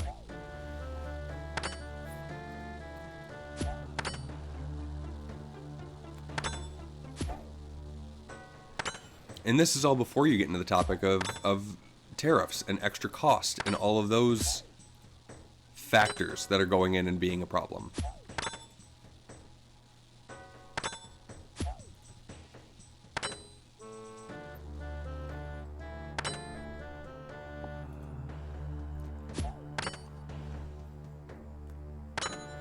I just had a moment where I was like thinking about how so many streamers are like, no politics, no, you know, don't talk about that in chat and yada yada yada. And I'm here like, well, here's the fucking problem with politics right now.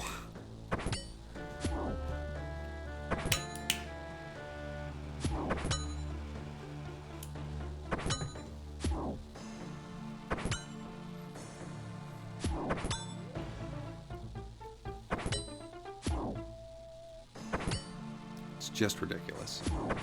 So many problems that are cans that have been kicked down the road for decades. And now those chickens are coming home to roost, to use a nice little folksy turn of phrase.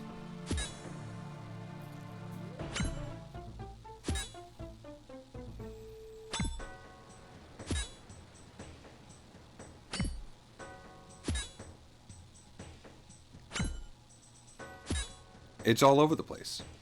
You know what I mean? Like,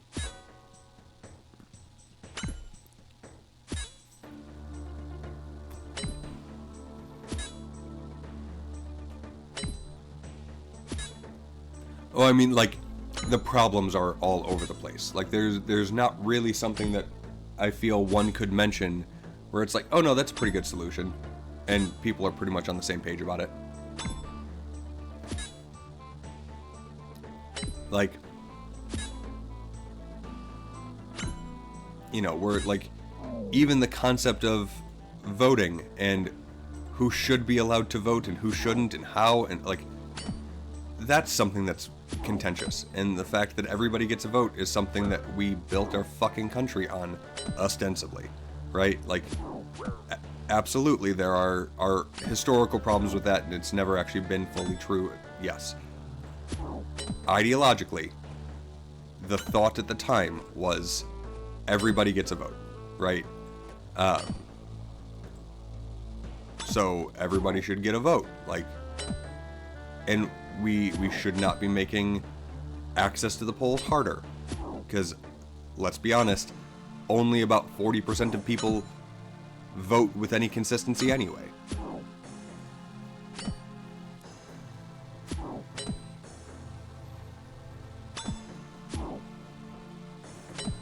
I think my child is knocking. I don't know. I don't see her, but she absolutely could have been knocking.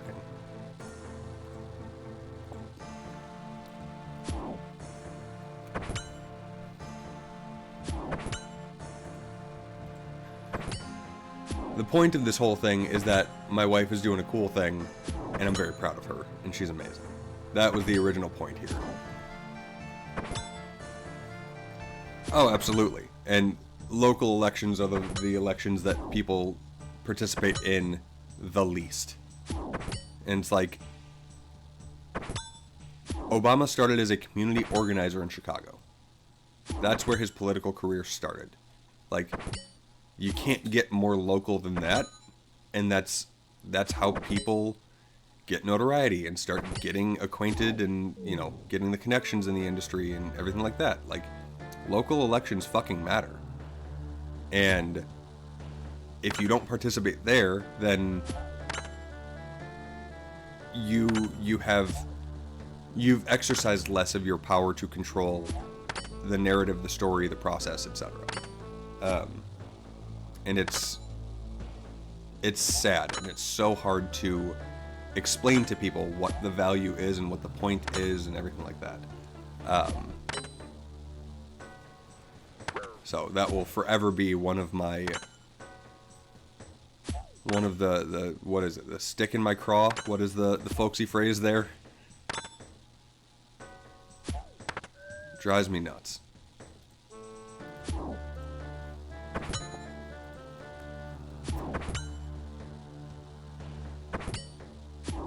I don't know if I know what Man of the Year is. Enlighten me. Tell me more.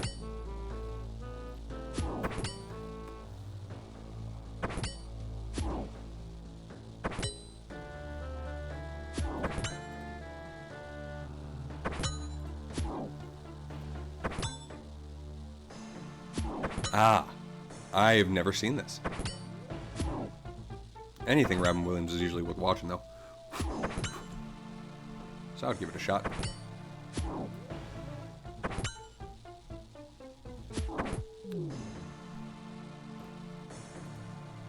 I would love to have seen his stand-up in the current era. Him, George Carlin, I'm sure.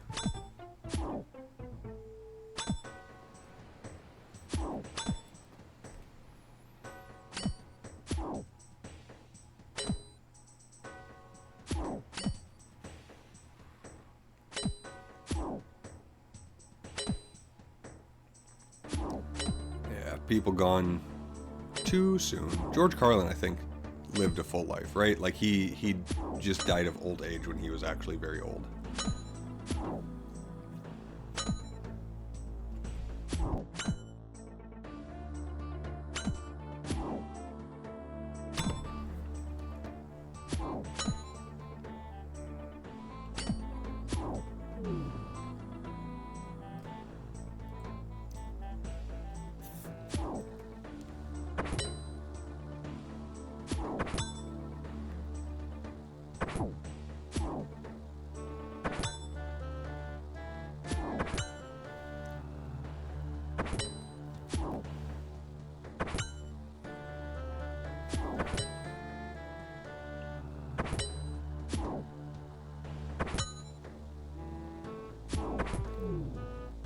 So close to 40. So close to getting my rune axe.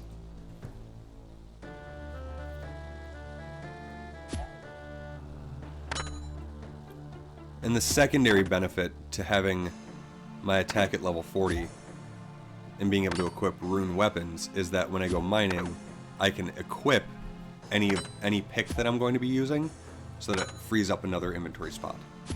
Or, you know, for wood cutting, it frees up the slot because I can use whatever axe I have. You know what I mean? Which is great.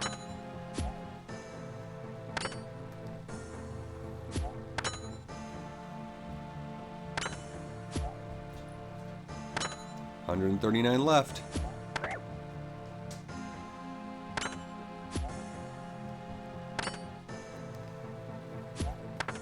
$25, 32 hits. I need to do 32 more damage. 30 more damage now. 25. 25 more hits. No, damage. How's that work? How does math work? Does anybody know? Yarg. That's what they're saying every time.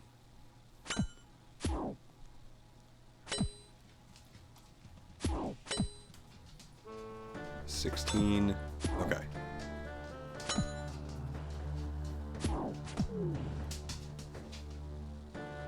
Gunthrow the Brave is going to do it for me. I get to go get my rune axe. Look at that.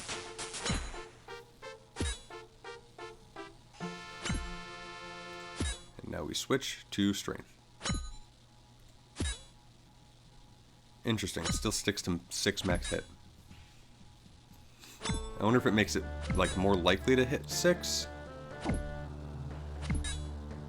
don't know.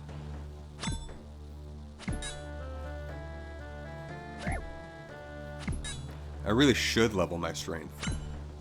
But I really don't want to keep just leveling my attack. This is the problem. This is the problem that I deal with. because I'm always with strength, because I'm like, well, I've got my attack and my defense up, so like I don't care about anything else. I should.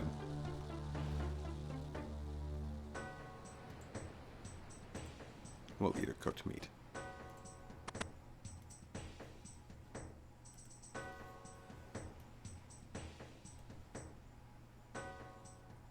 It's up here, right? Yeah. Not trying to chop down that tree, but it'll take me where I want to go. Climb up that ladder. Let's run there. Let's waste all our stamina. It's okay.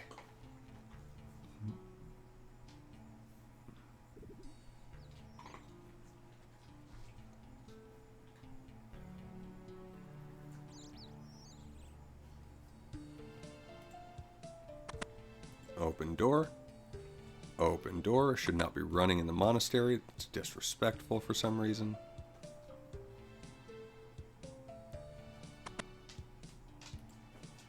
Pray at the altar.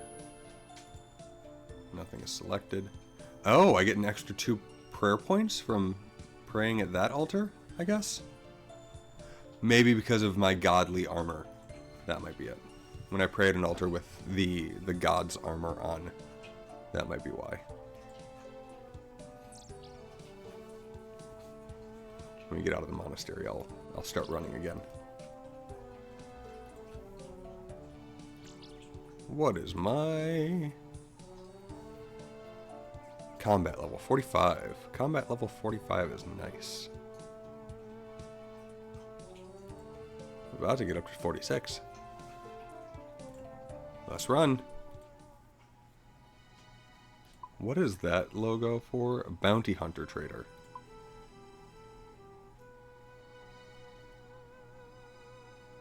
Talk to emblem trader. Hello, wanderer. Who are you? I used to deal in certain emblems for my master in the north, but now he has entrusted me with a new responsibility as the keeper of bounty hunter.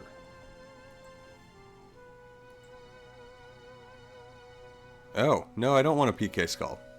Why would I want that? I don't understand why I would want that kind of thing.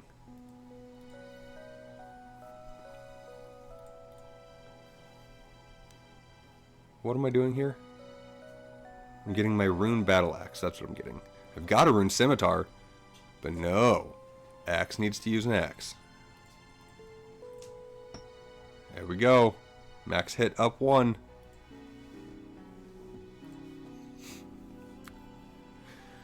Alright, what's the next step for accidental friends?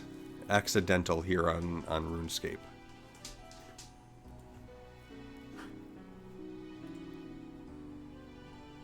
$393,000 in there. Alright. So, I've got these quests. I'm now comfortable actually doing them. Because I should be more than capable of doing all of these things. Combat level 20, great. No, I don't want to go out there. Stop it. Stop running around. Can't do Dragon Slayer yet because, like, I need magic. I need my magic up quite a bit. But I could do the Knight's Sword. I could do the Corsair Curse, no problem. And I can do Below Ice Mountain, pretty much no problem. So I can knock those last 3 quests out, which is big. That's huge. Because then all of the quests save Dragon Slayer 1 are done. But then herein lies the other problem. Okay. So we got to get our magic up so that we can do that quest. So we've got to start training magic. In order to train magic, we need to have the runes for it, and to do that, we should be training our rune crafting. Now, that's 28 runes at a time, and kind of a pain in the ass. And I can't train anything past, I can only go to chaos, like I can't even do chaos runes. So the only spells that I can get through rune crafting are going to be the mind runes, which are the base level attacks. But I would really like chaos runes. And can I... Superheat is not what I'm looking for. Nope. Oh, these are members only anyway. Okay.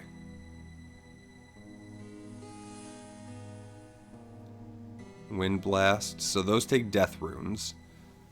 And death runes, how much are death runes going for right now? 124 gold a piece. Whew. Okay. That's pricey. What about chaos runes? 60 gold a piece. More reasonable. The wave spells are members only. Yeah, the blast spells are fine. Members only, members only, members only. Oh, I could high elk without being a member. That's neat. Blasts are okay. Teleports are members only. Snare is not a member spell. That's cool.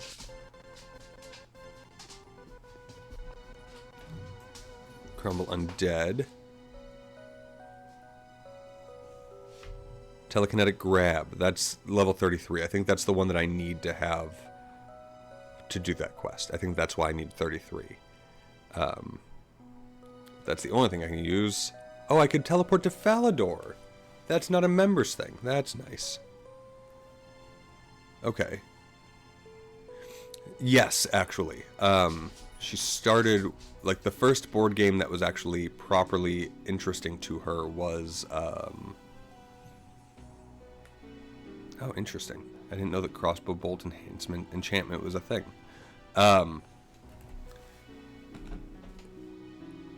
It's from Haba. It was you rolled a dice and had to, like, pick fruit from an orchard. But there's a handful of games that she really, really loves. I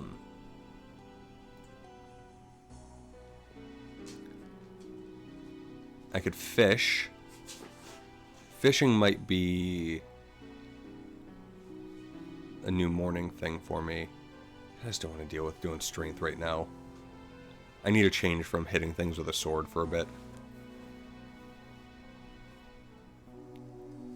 Mining's always... I always enjoy mining quite a bit. Do I have... Yeah, I have some. Let's dump all of my stuff there. Should I deposit all my worn items too?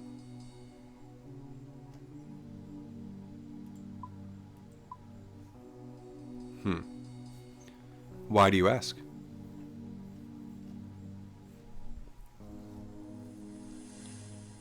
Wood cutting is a thing. I need to be 40 wood cutting to be able to use that, right? Yeah. 41 wood cutting. I really like Dwarf from Antique. Yeah, no, that is absolutely a game that I would love to do with her. Is that a physical board game as well? Because I thought Dwarf from Antique was a digital game. That's where I know it. Neat. I did not know that. What kind of trees can I cut down right now? Only oak trees. Okay. Do I have a mithril axe? I have a rune axe. I have iron axe. I should really sort my bank too. I don't have a mithril axe. How much does a mithril axe go for right now? 150 gold? Oh yeah, I'm absolutely gonna buy that. 2, 3. I don't need to have these in my bank. I don't need to have them in my hand. I can go. Okay. One that I've really wanted to get for her/us is Dixit, I think is the name. I think Dixit was the name of the game that I wanted to get for us. Which, if I remember correctly, is like a storytelling game. This is a fairy ring. That's a member's quest that lets you teleport around to the different fairy rings. And will be high on my priority list once I get members. Level 32 outlaws. Hello friends, I'm stronger than you now. Look at this gear. All rune. I will get the Armadillo rune plate body once I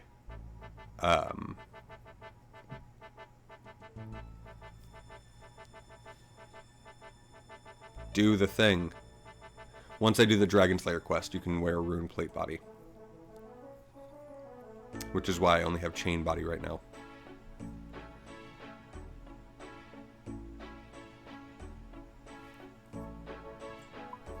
By Mithril...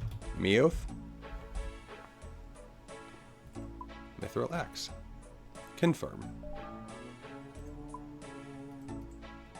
Hooray!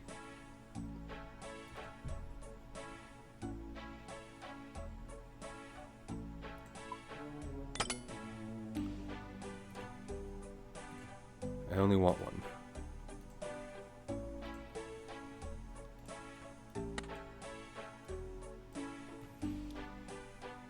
Do I have any oak trees in here? I don't think I do. Those are just regular trees. Damn it.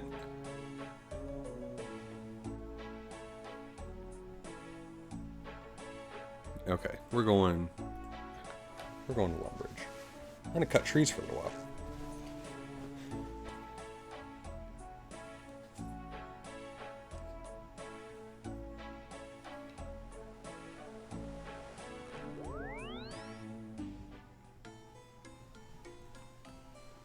Chop down tree, chop down oak tree. There's one right here.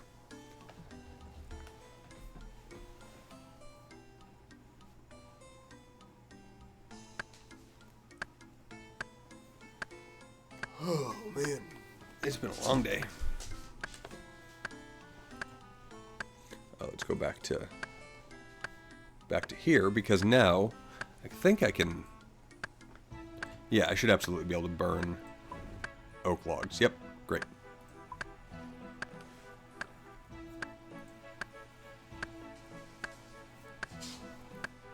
Oh, I should have... I think I need to have that backpack on. Look at me, my little bell bottoms.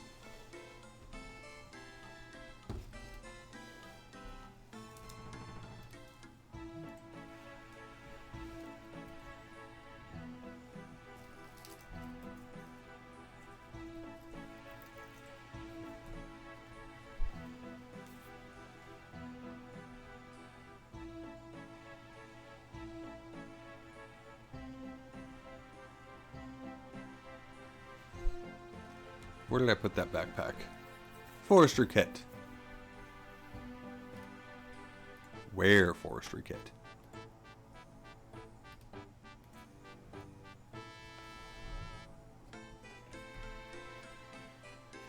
Better than what? What's the also, hello holy cow, how are you today? What are we comparing it to in this? Better than being punched in the face? Definitely. I have never really engaged with the new Runescape, so I can't speak to that, really. I'm a bad person to ask, because old school Runescape is my home and my love, and when I had ventured into regular Runescape, I didn't get gripped by it, like it didn't bring me in, because the whole time I was just like, but this isn't the RuneScape I want. You know what I mean?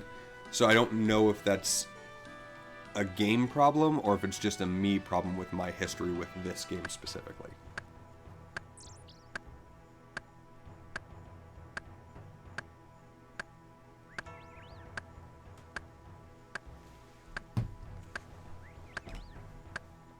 But how are you doing today? How you feeling? Did life treat you well? Of course. Yeah, my biggest thing is I have been playing this game since my youth, and it scratches all of the MMO style itches. You know what I mean? I love it.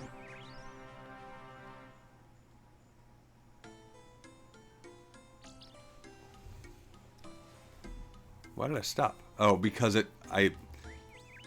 when you're not in combat, the level thing stops you. When you're in combat, it stops you too, but then you get attacked, so you attack right back.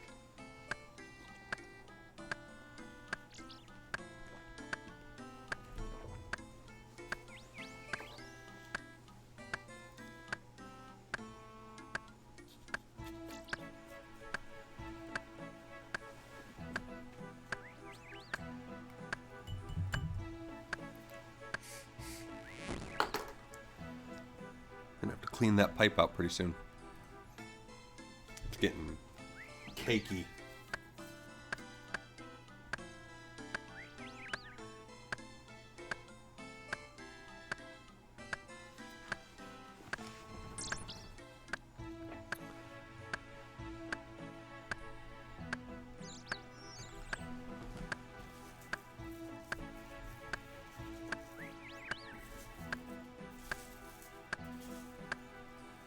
As far as I understand, now you got me thinking about it. Regular RuneScape has more modern sensibilities to it. Where old school RuneScape definitely feels like an older game. And for a lot of people, that's a good thing, myself included. I love that. But that's not everybody's cup of tea. It's much slower. It's much more grindy. You have to invest a lot more time to make a lot less progress as compared to something like World of Warcraft. Where if you're efficient and good at WoW, you can kind of ramp up to endgame in a single day if you know what you're doing, if you follow guides, etc. No matter what you do in RuneScape, old school RuneScape, it's going to take you time to go through. Like, I've got to burn all of these logs to get to where I want to go. You know what I mean?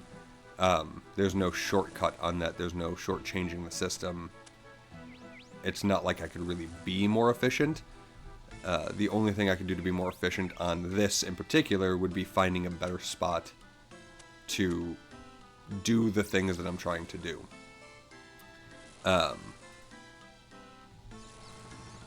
And for me, like, I don't care. My goal is to enjoy playing the game and have fun and do the RuneScaping. But I know a lot of people do enjoy, like, trying to min-max and get done as quickly as possible and maximize your time doing X, Y, and Z.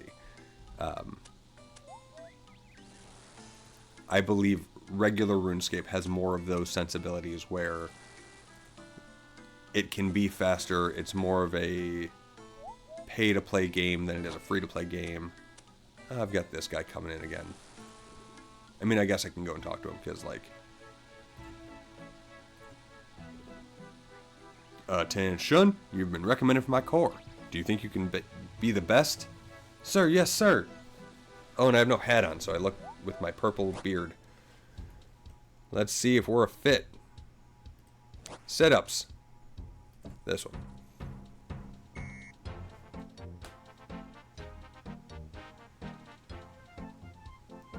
Push-ups. Each one of these changes every time. Like, they reorder themselves. And I don't think this area is used for anything else. Star jumps. Besides this, which, like, they put so much attention to detail into this silly area. Star jumps. No.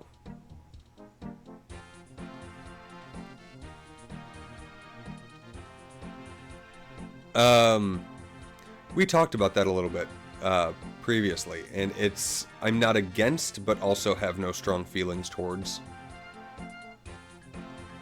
Take this and get out of my sight. Great, what did he give me? I will wear those pants because it'll be faster than going back to the bank. Tazzy! Hello, Miss Tazla, how are you? How's your day been? There's my lighter. I'm doing well, thank you. You missed me being on a soapbox about us helping one another, like people helping each other and being kind and showing up and doing all the things. Work was work, and there are silly things that, yeah, I bet it did. Got an email from somebody that I'm grumpy with right now. And my amazing wife is starting to do like nonprofit work for, like starting, not like working for one. She is forming a nonprofit for like a community closet to share clothing and such, like get donations and have people that need to come in and get clothes. And I'm very proud of her. She's amazing. How was your day?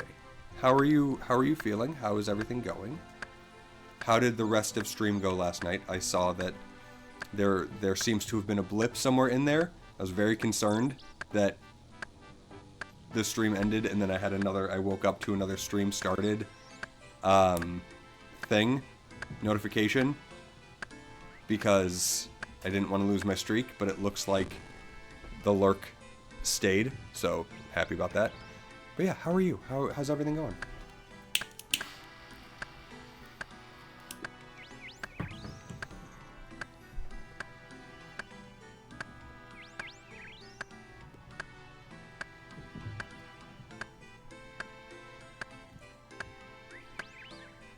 I am just sitting here and cutting some trees down to level up my wood cutting skill, because old school RuneScape is in some ways like a second life simulator, and I adore it.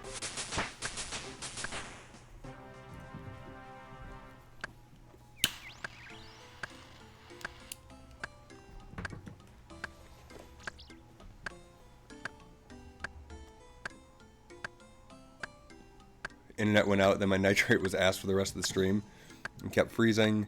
Your nitrate. We gave up and rated out eventually, but stream was great otherwise. Bitrate. Got it. I was like, what was wrong with your nitrates? I'm glad that stream went great. And I hope that you got closer to your goal. Let's actually give...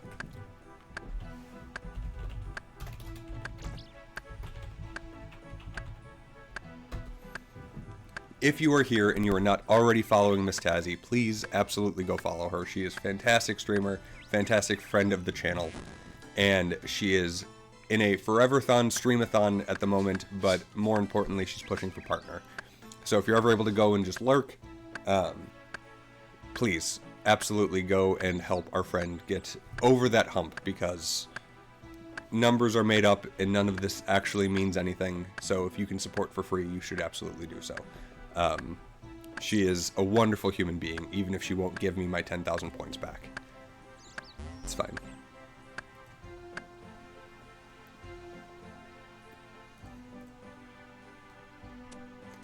My 10,000 points, mind you, that I should have earned, but she changed the rules midway, but it's fine, it's fine. Chronic can have them.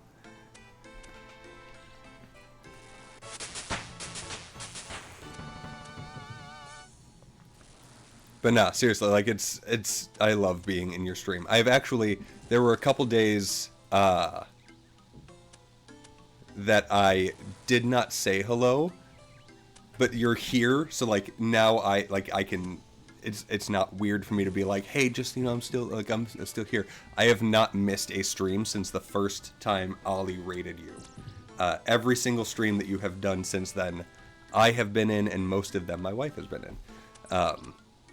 I've just been quiet because I'm like, I'm here but doing other things, so I don't want to like interrupt and be like, look at me all the time. Sometimes I do, not all the time.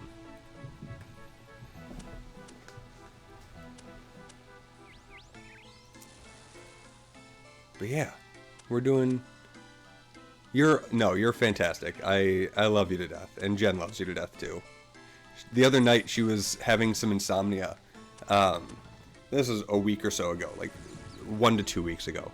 And she was upstairs and I was down here. Hey, hell yeah. And she texted me and she was like, what the fuck? She was like, the one night that like I'm up super late and I can't sleep and no one's on. Ollie's not on, Tazzie's not even on. What the fuck am I supposed to do with myself? So, she was very upset with you that night. I don't even remember what night it was, so I can't be like, what were you doing Tuesday the 19th, ma'am? I absolutely... She will be very, very excited to hear that. She should be lurking, and she's not today. But it's fine.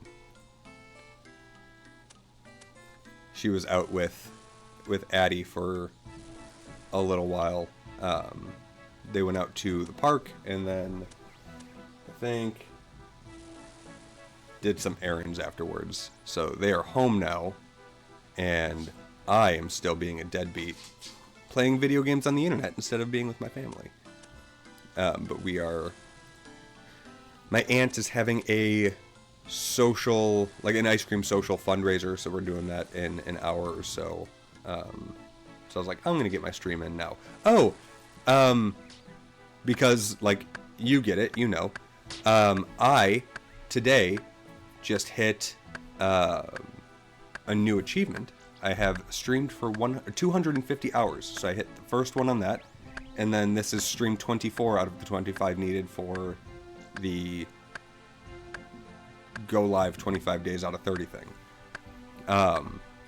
So we're getting there, and that's been kind of like the stream, like X amount of hours is going to happen, but the stream 25 days out of a given 30, because the day changes at fucking 7 o'clock.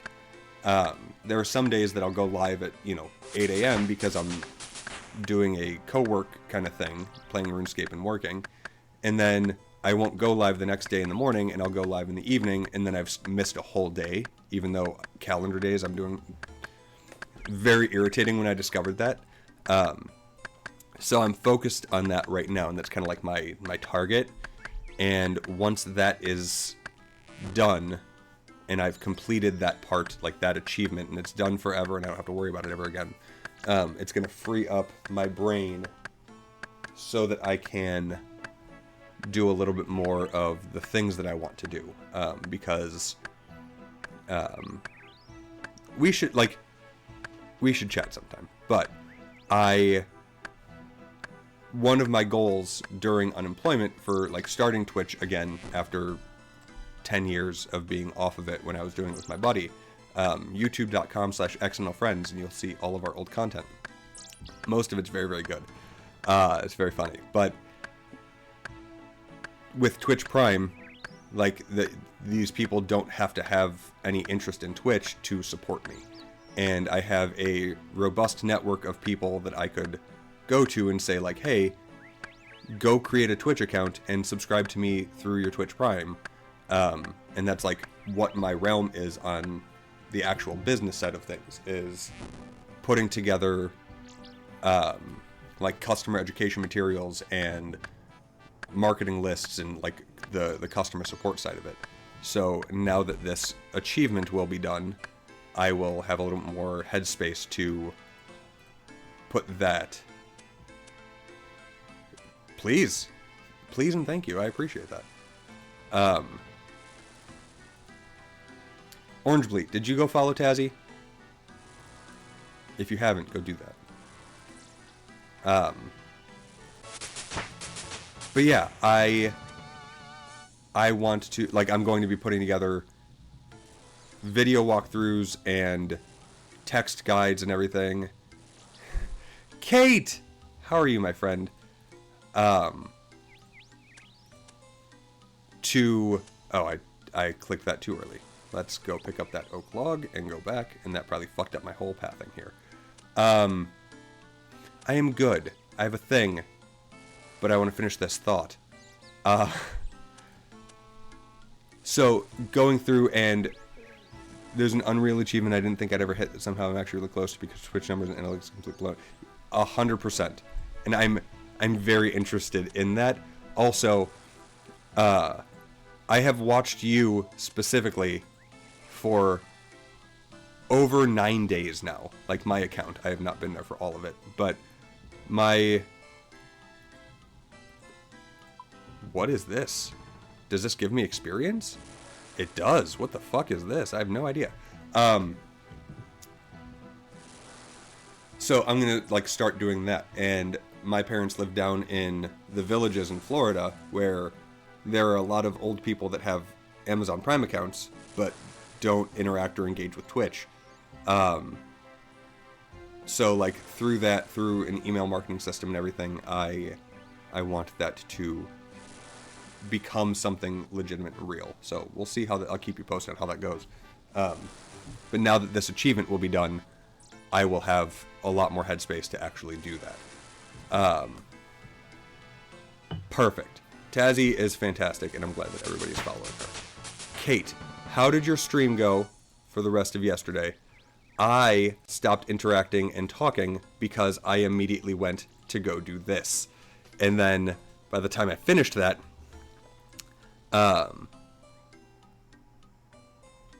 good lord, that's insane. Good for you. That's huge. Yeah, I went to go make that for the bit, and then, it took a long time for me to figure out how to export it properly and where it was exporting to. And then, before your stream, we were doing yard work, because I apparently am actually a man of agriculture. And so I sat down, like, did the things, and Jen went upstairs and, like, took a shower and got changed and everything, got Addie all squared away. My love! Hello, how are you? Look at our friend who's here. I yelled at her about not being available when you had insomnia, and she said next time text her, because she'll go live. And so then Jen texted me and was like, hey, would you go get me food? And I was like, do you want to go run out to like Costco and do the things that we need to do? And she goes, oh shit, yeah, we should do that. So then by the time the emote was done and uploaded and stuff, I left. But I put this together specifically for the bit, and then wasn't able to follow through on showcasing the bit. But it's there now. It's a tier 2 reward, because that's where I had a slot available. Because Orange Bleat likes using the standard Twitch love emote, so I don't want to get rid of it. But yes, how did stream actually go? How did that everything go yesterday with that and everything? Did anybody survive? Did you finish the game? Did I win? I don't really know how any of that worked. Let's get one more log. See?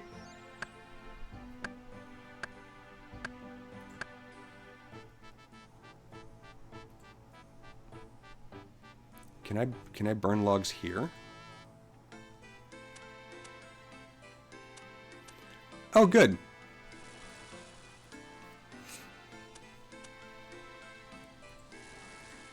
All I know is that I think it was Sarah is your friend's name, was not very good at dodging the training dummy, and then I had to bounce.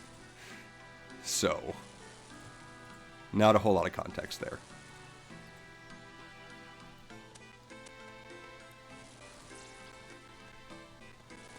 Also, Tazzy and Kate, if you guys don't know,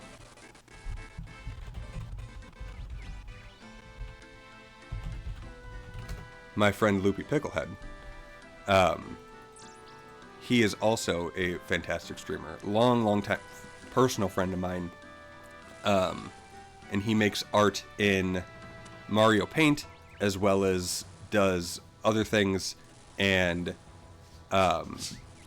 he is absolutely wonderful, if for no other reason. He's wonderful for a lot of reasons. Loopy has been one of my best friends for a very, very long time. But also, he is a fantastic place to dump a raid if you have to. He takes very good care of people and is wonderful at engaging and interacting with everybody. So, highly recommend checking that out. But yeah, it really is. Like, he does it on original hardware and everything, like the actual Super Nintendo with the Super Nintendo mouse, and just, it's wild. It is crazy to sit and watch. to the point where he's playing Shattered Pixel Dungeon, and he recreated a splash screen from Shattered Pixel Dungeon, and I didn't know that that's what he was creating at first. And then when I saw him playing the game that he was recreating the art from, it took me 2 or 3 times of seeing that screen before I realized that that screen was not the art he made. It's mind-blowing. So great. Oko, thank you so much. I appreciate it. I hope your day is going well. Okay, we are not at 30 yet, so I gotta do 15 more logs, and then I can hold all of my oak. Hooray! Oh yeah, hun, I told stream. I'm sorry if that I shouldn't have, but I told chat. And Loopy was very excited.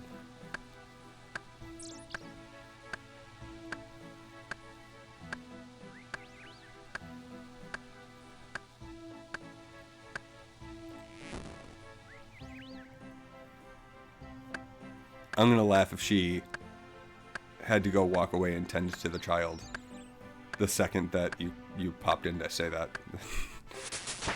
I would not be surprised. Addie is wonderful, but she is one demanding human being. There she is. There's my wife.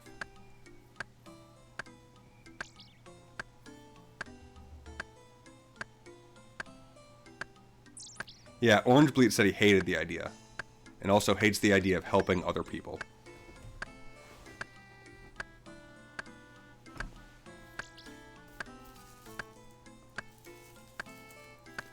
My wife, so we just spent 18 months on unemployment, and it was a struggle.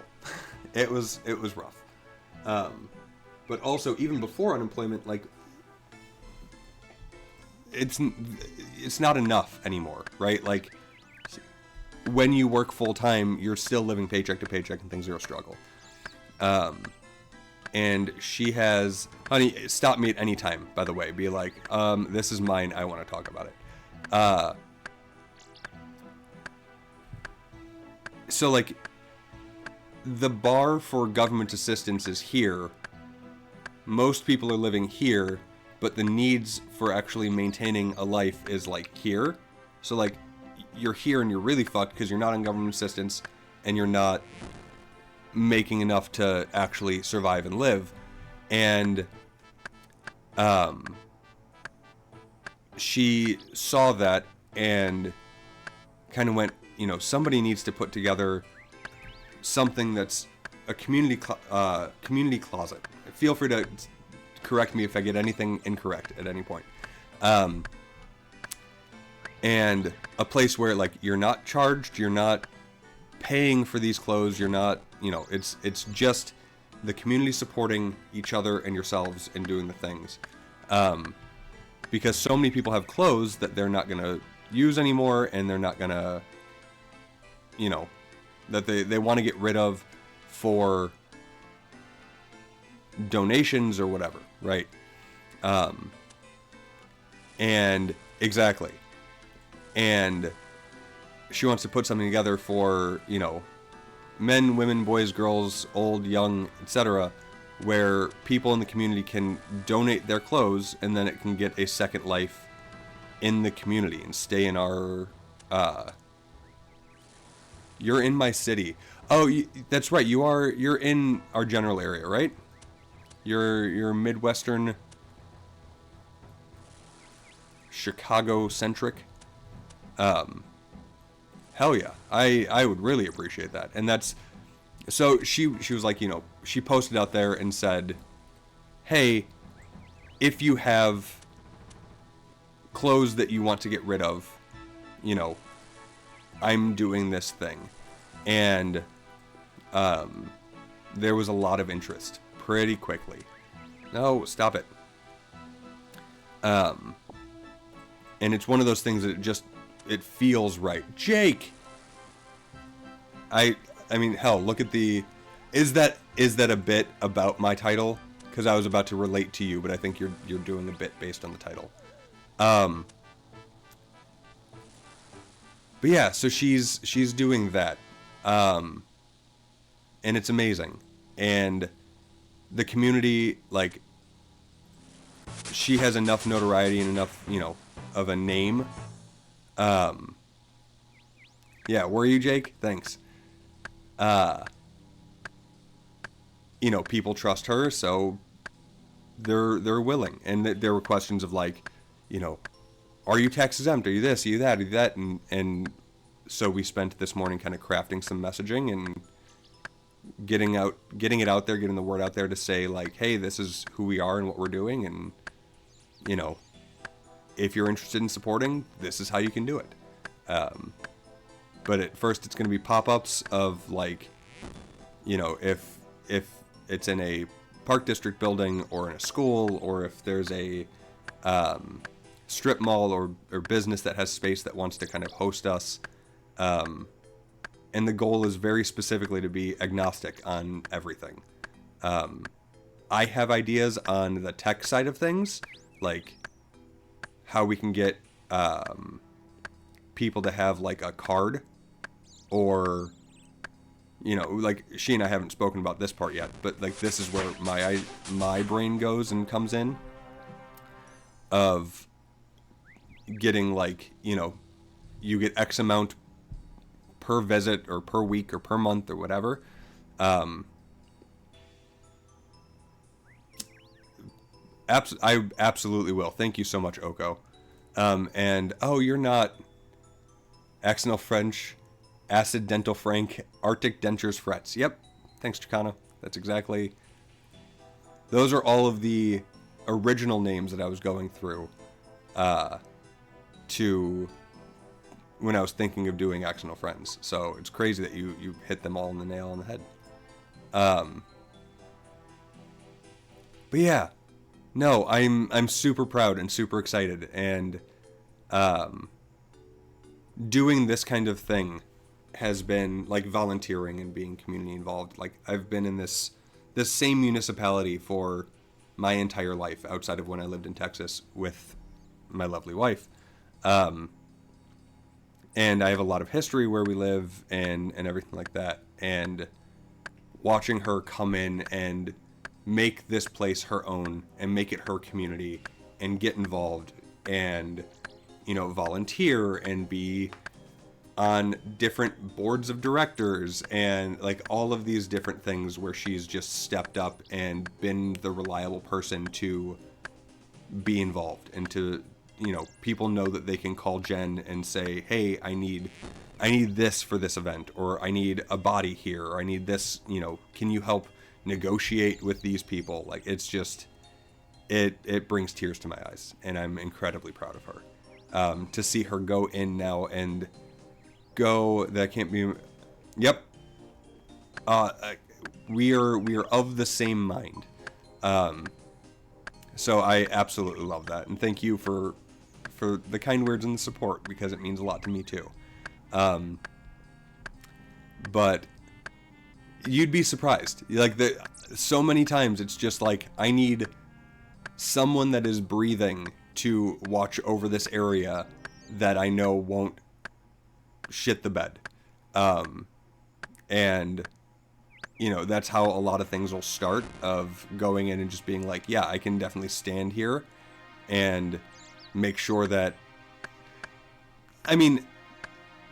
yeah, but also, like, it's something that I'm super passionate about. I'm starting a podcast. I've recorded one episode and need to record more, specifically about volunteerism. And it will be the Accidental Friends podcast. But, so, like, I'm very, very passionate about going in and seeing what people are doing, because when you band together as a community, that's when you can actually make a difference and start to, do things and make a change. And you don't have to be, like,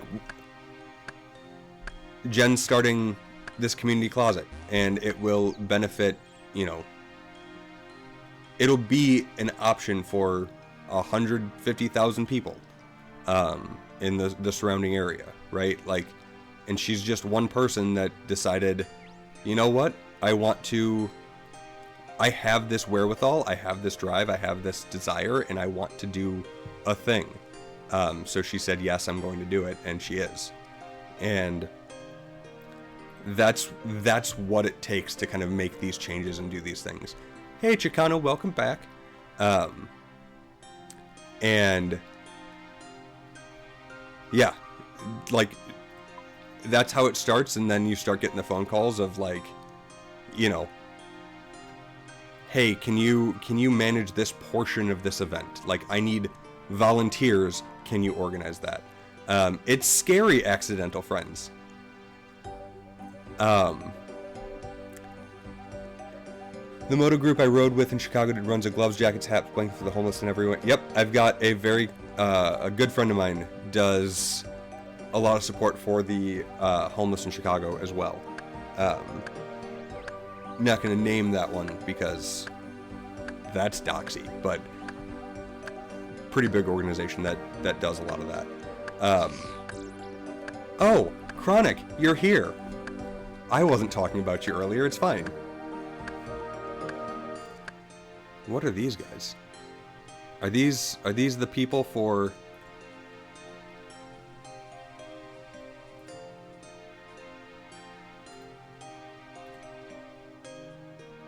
Oh, I have to, like, actually engage with these. Oh, neat. Okay. I was yelling at Tazzy about,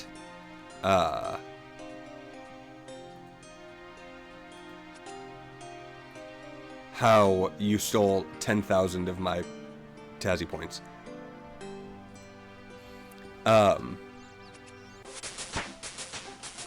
You did sleep in fall. I saw you corrected it. You did sleep in fall. That too. You probably got hit by a car. I was like, do you have anything against being called JP? Why would I be called JP? You're not talking to me. You're talking to Jake Pawson. Look at you actually being an effective content creator and making reels and things for other platforms with your content. I don't. James, please. That's fair. I can't tell you how many times I have heard that in my life. Where is... I should have willows. I think willows grow over here. Sorth of Draenor Village. That might be in Remington, though. I don't know.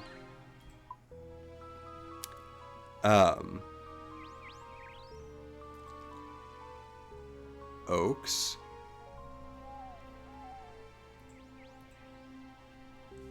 South North. Thank you. You understand me. Thank you, Chicano. There's willow trees.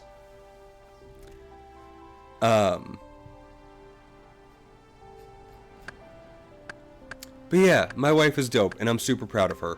And I'm very lucky that I found a partner that is willing to jump in with both feet like this. And like, I'm gonna cry. You know, the life that I live is not what most people do.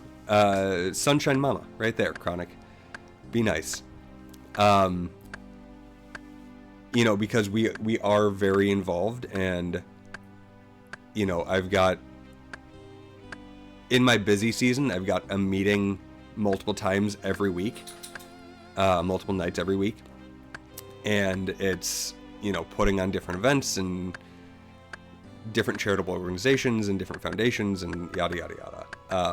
And she just, like, kind of stepped up to the plate of somebody that had never grown up like that. Like, my parents were very involved my entire life in town. So I love you too, babe. This is all I've ever known, and I know that this life is not for everyone. So the fact that she kind of just took the mantle and ran with it is huge. You know what, Chronic? That's on me. That's on me. You're right. You've never been an asshole in your life. But yeah, just she's great, and I'm excited for what this looks like. And I'm excited at the response that we've gotten already of people saying, like, how can I donate? What can I do? How can I help? How can I support this?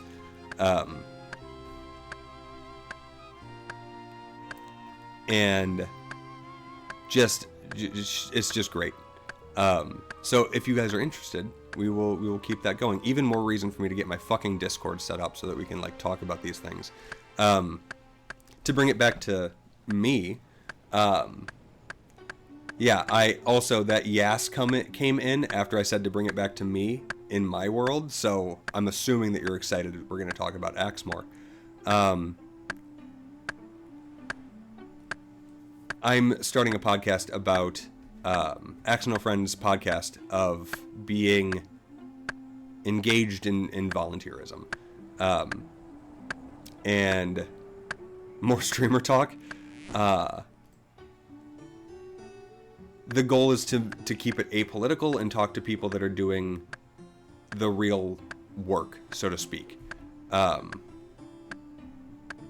Let's go tend to this campfire, because I feel like that was a good thing for me, so we're going to run over there. Talking about volunteerism and how people can make a difference and make a change and influence their small community, right? Like, you don't need to make a difference on the global scale. It reminds me of the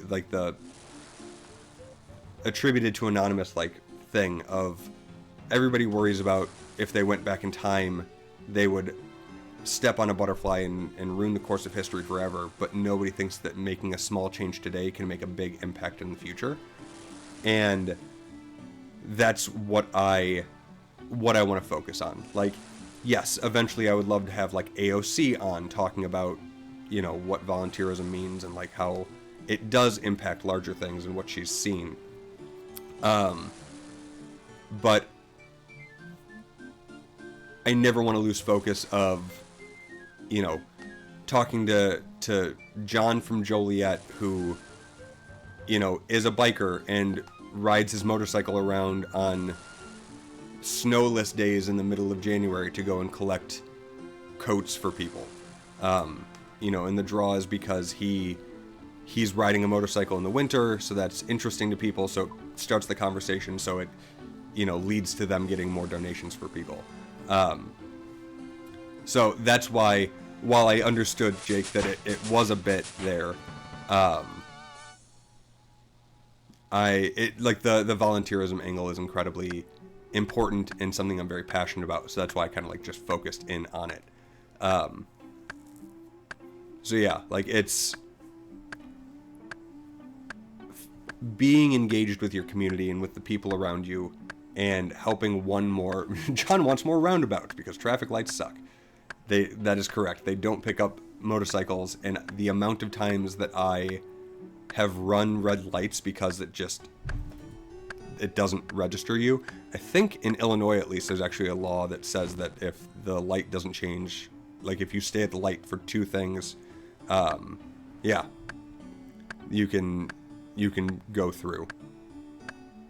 Hello, Boris Johnson. Thanks for coming to chat. I'm doing good. How are you? Talking about volunteerism and things like that. Hooray! Elevation. Great. It's going to be a mountainous set. I love it. 2 changes of 5 minutes. Good. That's good to hear. Welcome to Axeland. I'm your Axe No Friend Jim. I'm playing RuneScape and talking about volunteerism. I hope you're here for it. Yeah, no, I assume that's actual Boris Johnson. I don't know if you know this, Chicano. I'm very well connected. Kind of a big deal. Do I have an adamant axe? I didn't buy one, because why the fuck would I have bought the thing that I'm working on? Doesn't make any sense.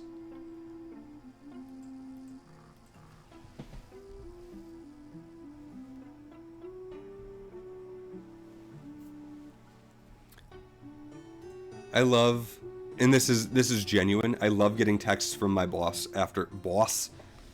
I'm from Boston. I don't know if you know. I love getting texts from my boss after hours because I know he doesn't expect anything of me after hours. He just has really bad ADHD. So he's like, I have to get this to you now. Because if I don't get this to you now, I'll forget and not text you this important thing.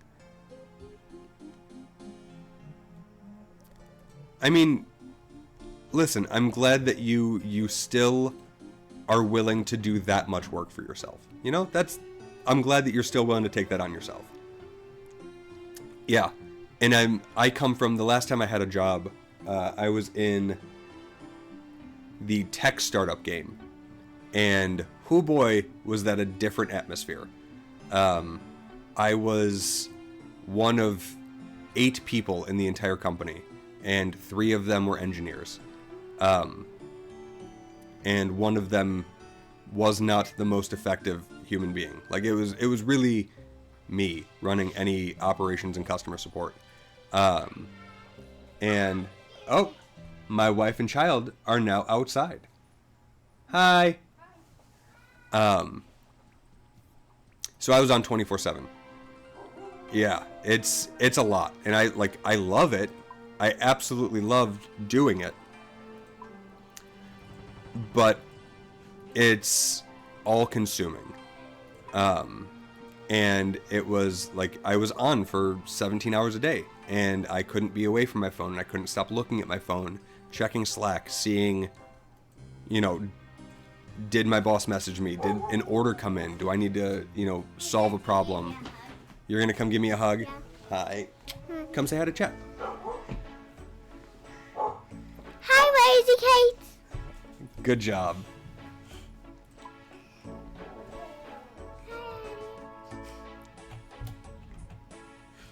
Oh, that's your Auntie Jessie.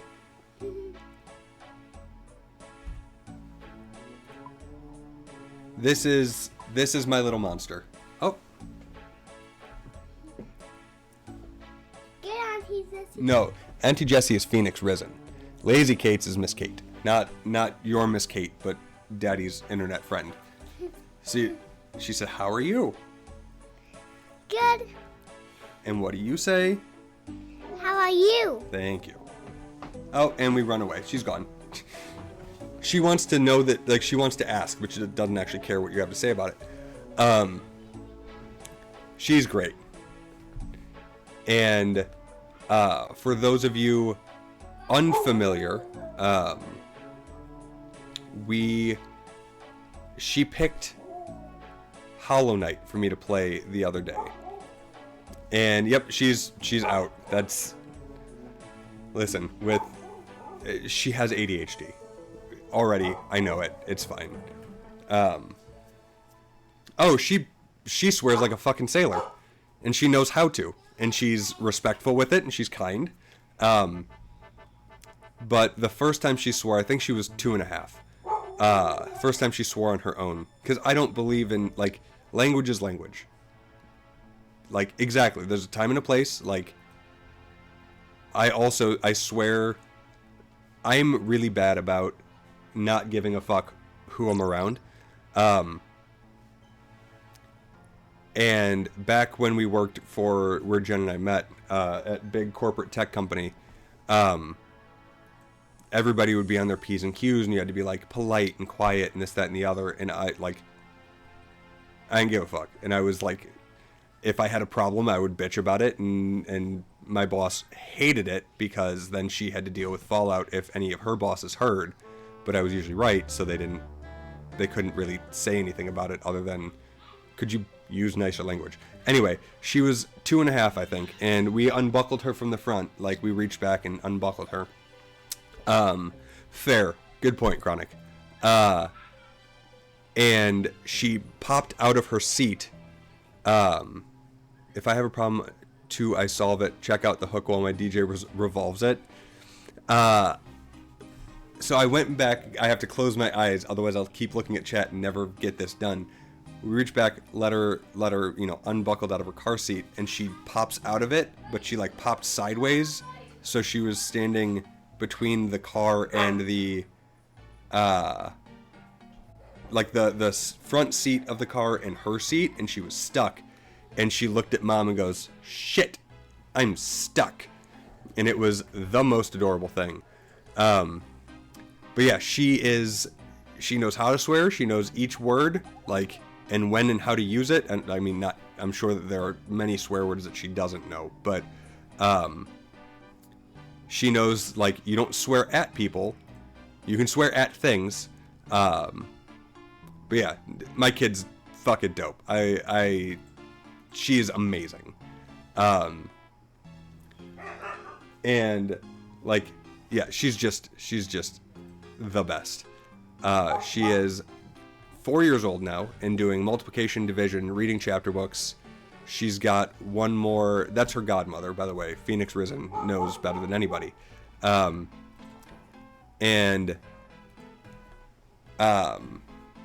Yeah, she's just amazing. She's super funny. She knows how to tell a story. She knows how to tell a joke. And she's routinely... I've never met somebody that doesn't like kids that doesn't like Addie. Like, people that are like, no thanks, no kids, whatever. Love my child. To the point where Ollie once spoke to her and actually had a bit of a conversation. It was like, she's actually pretty great. So, take that for what it is. Very, very just in love with that child. She is amazing. Yeah, she's just so great. She's so awesome. And yesterday when we were working outside, I had a fire going. There you go. There you go. I had a fire going to burn some of the green stuff that Jen had pulled off of the fence and the trellises and everything. And Addie went around the yard and picked up sticks for me to build a fire out of. Just like self-directed, did her own thing, and thank you. I apologize. Ads. I wish I could turn off ads from the channel entirely. I want my emotes, I want my subs, I don't give a shit about the ads. But whatever. But yeah. No, she's the best. Also, y'all ended up like engaging and keeping me here. I have to check with my wife on if and when we're gonna leave.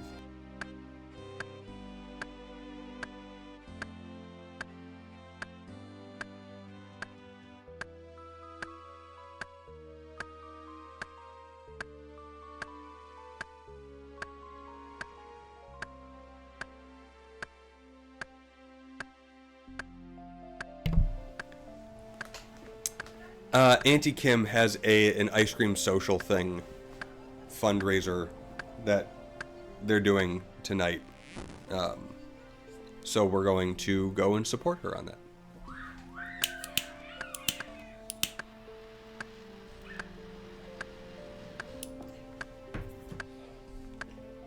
It'll be fun. I can't have the ice cream, so there you go. I'm like just starting to feel human again after getting off of the carbs. So it's like, well, can't eat ice cream because I have a problem. So, like an addiction problem to carbs, not like lactose intolerance. But they will enjoy themselves, and it'll be nice seeing Auntie Kim.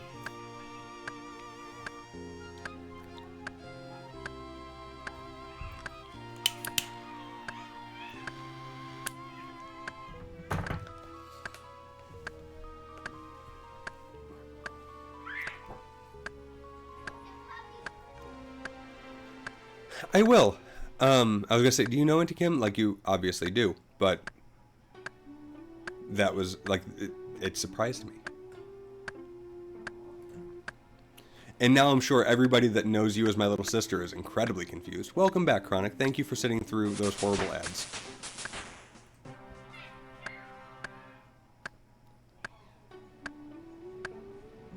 Oh. Did it come in? Did my axe come in? Yeah, that makes sense.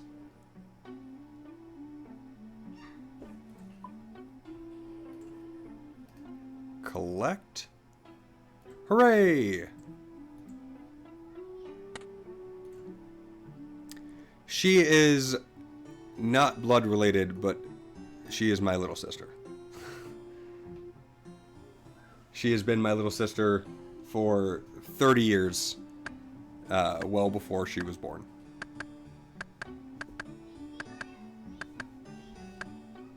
You can be more mean to her.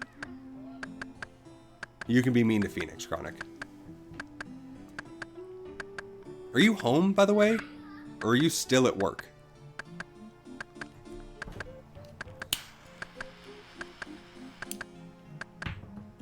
Good.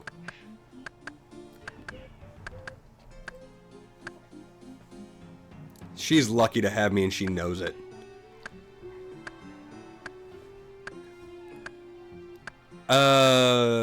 Matt's little sister.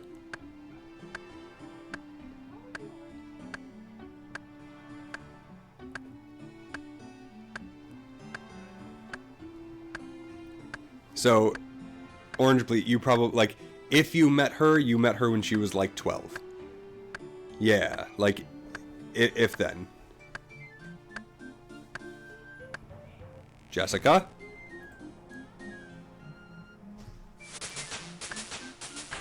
Watch it.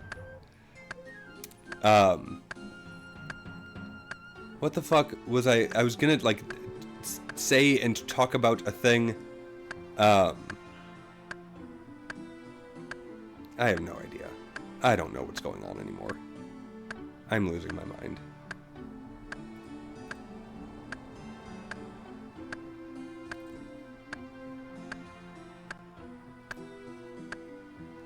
I have no idea. I am surprised, like, I'm impressed that you guys got me to pipe time, though. I haven't been to pipe time in a long time on stream.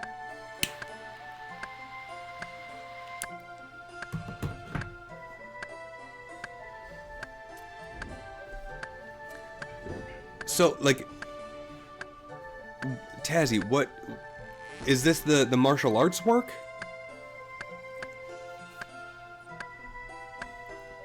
And also, I get that. I had 2 meetings, like, in the middle of the day today, 11 and noon, and it just, like...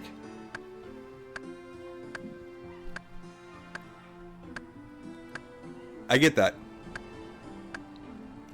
I do not have ADHD, which I discovered from living with my wife and child who do. But yeah, today has just kind of been that day. My boss, who does, was like that, and both of the people that I had meetings with,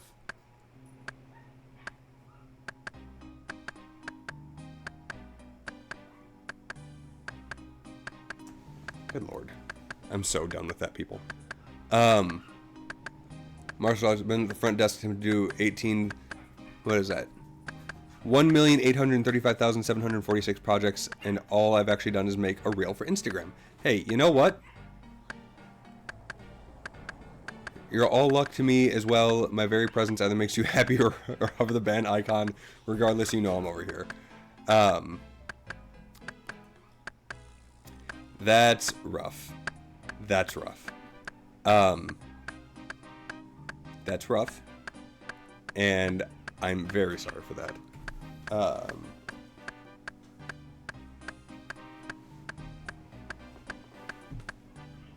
think so.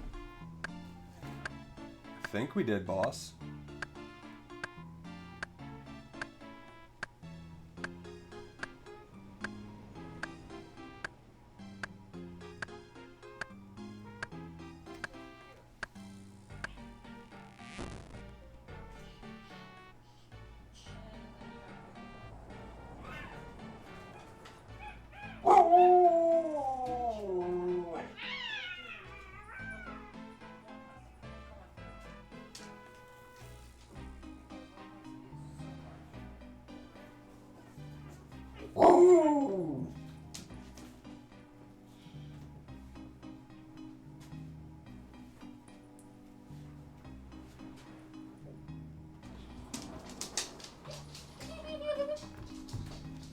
It's always fun when I get texts from work that I actually need to respond to.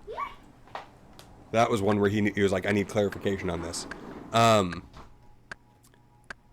Oko, what did you carve it out of? I wanted to get back to that, and I'm curious. We are lucky to have you. You are wonderful, Chronic.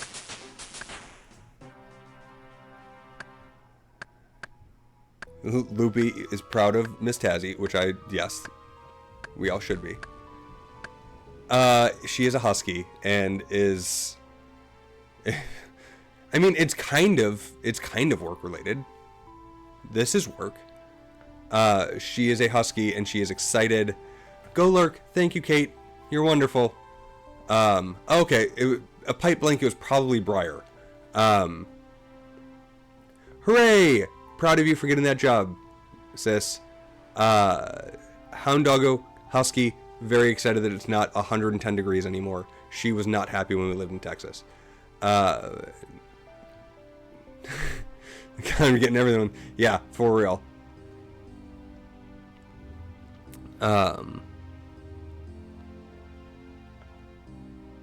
Chronic, you're harmless. We've talked about this, and I called you out on being too kind of an individual. Yeah, no.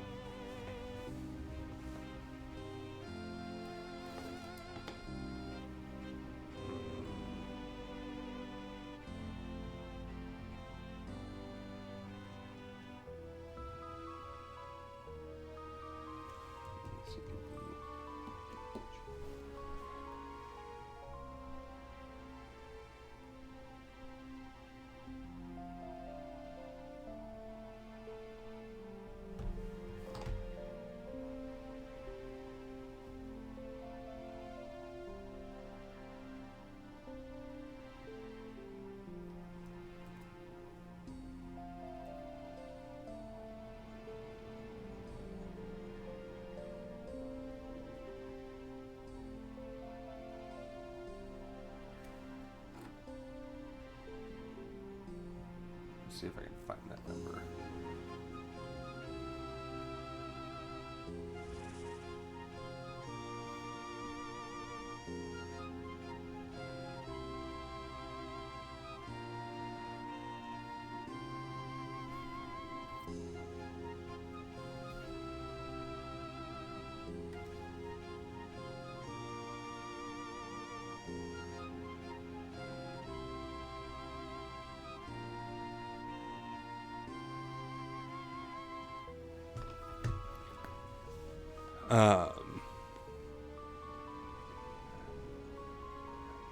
You can go find a few people that disagree with that. Nah, anybody that like when anybody watches you actually interact, you seem like a teddy bear. So, I mean, if you want to have that tough guy persona, it's not really working. Yeah, no, Maya is my dog. She is absolutely a cold weather creature, just like I am. I can't wait until it gets down to 30 degrees again. And you're going to see me out here just dressed the same, but my breath is going and fogging up the air.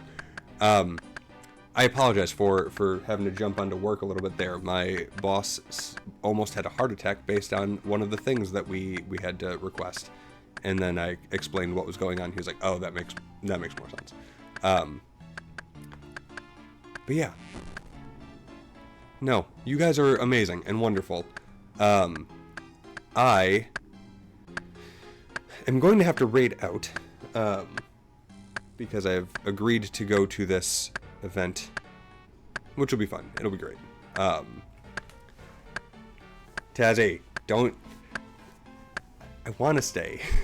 This is. I love this. This is so much fun, and I love being able to be on this side of the seat for you, for Kate, for all of my streamer friends that are coming by. I very much enjoy being able to return the favor.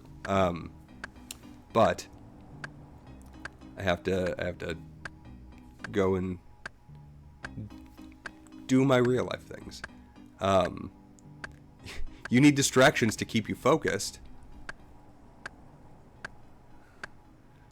Also, with your husband being on stream, yesterday was the first time I saw him, and he gives me ridiculous amounts of Will Friedle vibes, and I don't know if that's a common take. Just throwing that out there. Will Friedle from Boy Meets World. And he was also Unstoppable, and he was Eric from Boy Meets World. F-R-I-E-D-L-E, I think is how you spell his last name. Like young Will Friedle vibes. That's what I got initially. Oh great, my stream is apparently like coming in and out again. Comcast is a blessing, let me tell you. Thank you, Chronic, for I appreciate that. I'm glad that I'm not crazy. But yes, no, I'm glad that I was able to be here for you for a little while, and that we got some time to hang out. Only for you, Chronic.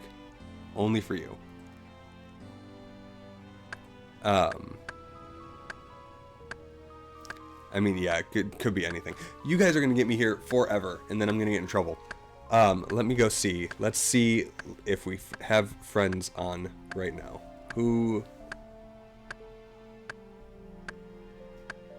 I went to see him the other day.